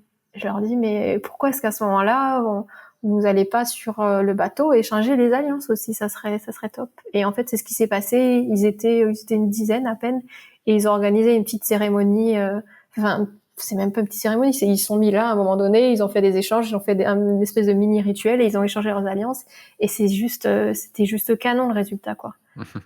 Et du coup, je trouve ça hyper intéressant de vraiment connaître les gens et de vraiment s'investir parce que finalement, ils n'auraient pas eu ces souvenirs d'échanges d'alliances sur le bateau qu'ils ont absolument adoré. Et moi, j'aurais pas eu ces images folles si je m'étais pas impliquée. Mmh. Et c'est ça qu'il faut garder en mémoire aussi, c'est qu'on est là pour guider le couple pour qu'ils aient des souvenirs les plus beaux possibles. Carrément, entièrement d'accord. Et le deuxième moment, allez, tu as le droit. Allez, je fais vite. Le deuxième moment, c'est C'est une bien parce que tu es cérémonie. bretonne. Oh, cool. C'est une cérémonie en pleine nature, totalement déconnectée, que j'ai fait cet été en Ardèche. Et c'était absolument magique. Et à la fin, il y a eu, ils ont fait carrément une méditation et tout. Enfin, c'était hyper spirituel et j'ai trouvé ça très beau, magnifique. J'ai pleuré et tout. Les photos sont canons. Voilà. Tu es du genre à pleurer pas mal sur les mariages? Ouais, du coup, c'est bien quand t'as les appareils photo. T'es derrière, Comme ça, on ne te voit pas. personne te voit, c'est ça. Et 3e question, quel est ton but pour les 2 ans qui arrivent? Alors si tu veux que ce soit plus, ça peut être les 5 ans qui arrivent si tu veux, mais où tu te vois en gros où tu vois ton activité professionnelle, en tant que photographe, dans les 2 ans ou plus qui arrivent? Honnêtement, vu la période là, Covid-19, on va voir, on va voir comment ça se passe. J'ai toujours eu du mal pour me projeter dans l'avenir, parce que j'ai toujours peur d'être déçue en fait de ce que j'ai projeté et la différence qu'il y a dans la réalité. Mais une chose est sûre, c'est que je veux vraiment tester le côté studio et les portraits en studio, ça clairement. Je veux aller encore plus loin dans la personnalisation de ce que j'offre aux mariés et affiner encore mon style. Mmh. Voilà, et proposer, montrer finalement plus de mon travail parce qu'en fait, je me rends compte qu'il y a plein de choses que je ne montre pas, qui sont pas sur mon site. Donc j'aimerais bien finir mon site aussi parce que depuis que je me suis lancée, il n'a jamais été fini. Bah, profites-en, là, on a le temps. Exactement. Puis Et ça tombe bien, il y a quelqu'un sur internet, là, sur un groupe, Oui je le veux, là, qui donne des exercices pour travailler sur son site en ce moment. ah ouais, je me demande qui c'est. Je sais pas, je pense qu'il donne pas mal, hein. Il y a une vidéo tous les jours de la semaine, donc il y a de quoi faire quand même. Moi, j'irai voir peut-être, Mmh. s'il est sympa uniquement. Je te donnerai l'adresse tout à l'heure. Bon, il fait des blagues Ouais. pourries, il est chiant, mais ça, c'est une autre histoire. Mais par contre, s'il donne des crêpes, je veux bien.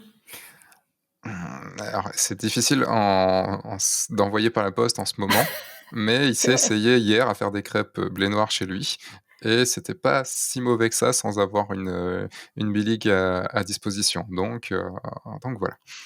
La classe. Surtout si t'as encore de la farine. Bah, j'ai trouvé de la farine bretonne de sarrasin, quand Ah, la même. classe. Ouais. Parce que c'est rupture maintenant, la farine. Ah ouais? Ouais, c'est rupture partout. Ah merde, pas par ici, ça va. La chance, c'est les stocks. Et du coup, ouais, juste pour finir, je sais plus ce que je disais, mais oui, et faire plus d'éditorial aussi. Parce que du coup, c'est quelque chose qu'on me demande de plus en plus. Et j'aimerais bien montrer aussi ce que je fais, parce que j'en Mmh. fais pas mal, mais je montre pas. Pourquoi tu montres Donc, pas? C'est que parce tu qu'en prends pas le fait, temps? le travail que j'ai en éditorial va être différent de ce que je vais faire en mariage et pour des particuliers. Parce qu'en Mmh. fait, quand je travaille en éditorial, le but du jeu, c'est aussi de promouvoir une marque, de promouvoir son produit et ce qu'elle vend. Et en fait, j'ai pas envie que mon style artistique prenne le dessus sur le produit que la personne veut vendre. Donc, OK. il y a un peu de moi forcément, mais il n'y a pas il y a pas toute ma vision. Enfin, il n'y a pas ma vision artistique à 100% en fait. Tu Enfin, veux elle dire va être différente. tu veux dire que si c'est par exemple une bouteille blanche, elle sera bleue, c'est ça? Je ne photographie pas de bouteilles, moi je les bois. Joli! Ah, on sent bien la bretonne en toi, là. Ah oui, parce que du cidre. Hein. Il y a d'autres choses aussi en Bretagne, mais il y a du Oui, cidre, mais c'est pas vrai. de bière, je veux dire. Ah, il y a de la bière pourtant en Bretagne. Non, mais elle doit pas être bonne, c'est pour ça. Ah oui, si, tu prends de la Coref ou des choses comme ça, c'est pas dégueulasse, hein. Et ben, ouais, maintenant, bah, on va terminer ici. Si j'ai des autres questions, je te recontacterai pour un nouveau podcast, plus tard. Mais où est-ce qu'on peut te retrouver enfin, où est-ce qu'on peut te retrouver? Du coup, vous pouvez me retrouver sur Instagram, à Vanessa Madec Photographie, IES à la fin. Sur Facebook aussi, si jamais vous voulez converser avec moi, c'est pas mal comme outil. Plus sur mon profil perso qui est Vanessa Flor Madec que sur ma page qui est un peu à l'arrêt. Après, il y a mon site web du coup, vanessamadec.com. Et si vous voulez voir sur Pinterest, il y a aussi mon profil Pinterest. De toute façon, Mais je voilà, mettrai je mettrai les liens dans la description. Enfin, peut-être pas tous les liens, parce qu'il y a des liens qu'on peut retrouver, parce que je suis un peu sur le limité en site description. directement. Mais je mettrai les liens et puis comme ça, je vous invite à aller voir, les photos de Vanessa et de la contacter si vous le souhaitez. Bon, peut-être pas tous, hein, parce que, sinon elle va se retrouver avec 3 milliards de messages et elle va pas réussir à répondre. Mais n'hésitez pas à la suivre. Elle fait des bonnes photos, donc voilà, et en plus, c'est quelqu'un de bien puisqu'elle a passé quand même 2 heures avec moi sur ce podcast tout en entendant plusieurs fois qu'on a parlé un petit peu de son post-traitement et tout, et elle est pas partie en courant, vous voyez? Ça marche. Bah oui, chacun a le droit de dire ce qu'il veut, de toute façon. Oui et puis, enfin, comme je te dis, enfin, vraiment, je trouve que c'est cohérent avec toi et c'est cohérent avec la personne. Je dis toujours que je sais pas si tu connais Julie de Varroquier? Et par exemple, au tout début, quand je la connaissais pas, j'aimais pas du tout et en fait, en arrivant à Lyon, je sais pas trop comment, mais on s'est rencontrés et puis on a fait une vidéo ensemble, et c'est à ce moment-là, en fait, que j'ai commencé à apprécier son travail parce que j'ai vu, en fait, que la personne qu'elle était totalement cohérente avec les photos qu'elle faisait. Ce que j'arrivais pas à imaginer cette cohérence et quand quelqu'un est cohérent avec ce qu'il fait, bah, c'est juste la meilleure des choses parce que c'est là où tout s'aligne, en fait. Et c'est pour ça que l'à propos d'un site est hyper important et que c'est bien d'aller faire les exercices de ce monsieur qui fait des crêpes. Il est barbu, non? Je sais pas. Je crois qu'il est barbu à Je lunettes, dirais mais rien. en tout cas, oui, je le veux, c'est ça. C'est ça. Restez parce que je vais en parler là juste maintenant. Un grand merci à toi Vanessa, ça m'a fait très très plaisir de te rencontrer ainsi, puisqu'on avait discuté genre allez 10 minutes avant d'enregistrer. Donc voilà, et puis Merci beaucoup. Merci et à toi. bon courage pour ce confinement qui va durer normalement encore un petit peu et pour cette année. Et puis de toute façon, on va continuer à discuter sur la communauté Oui je le veux du barbu à lunettes. Ouais, ça marche. Merci encore pour ta confiance du coup et d'avoir posé tes questions et de m'avoir écouté. Merci encore Vanessa d'avoir passé ces 2 heures avec moi. Les podcasts durent de plus en plus longtemps. Petit appel à l'action de fin, vous le savez, vous pouvez laisser 5 étoiles sur iTunes en note de ce podcast avec un joli commentaire, ça me fera extrêmement, extrêmement plaisir. Et en lien sous le podcast, vous pouvez bien sûr aller voir le travail de Vanessa directement sur son site et également aller vous inscrire à la communauté Oui je le veux, dans lequel il y a des lives là en ce moment, des lives hebdomadaires tous les jeudis 11h et que vous pouvez voir aussi en replay, toute une communauté, plein d'informations et tout ça, bref, allez-y. Moi je vous dis maintenant dans 3 semaines pour un nouveau podcast. Entre temps, sortez, faites des photos, amusez-vous et signez des mariages. Au revoir.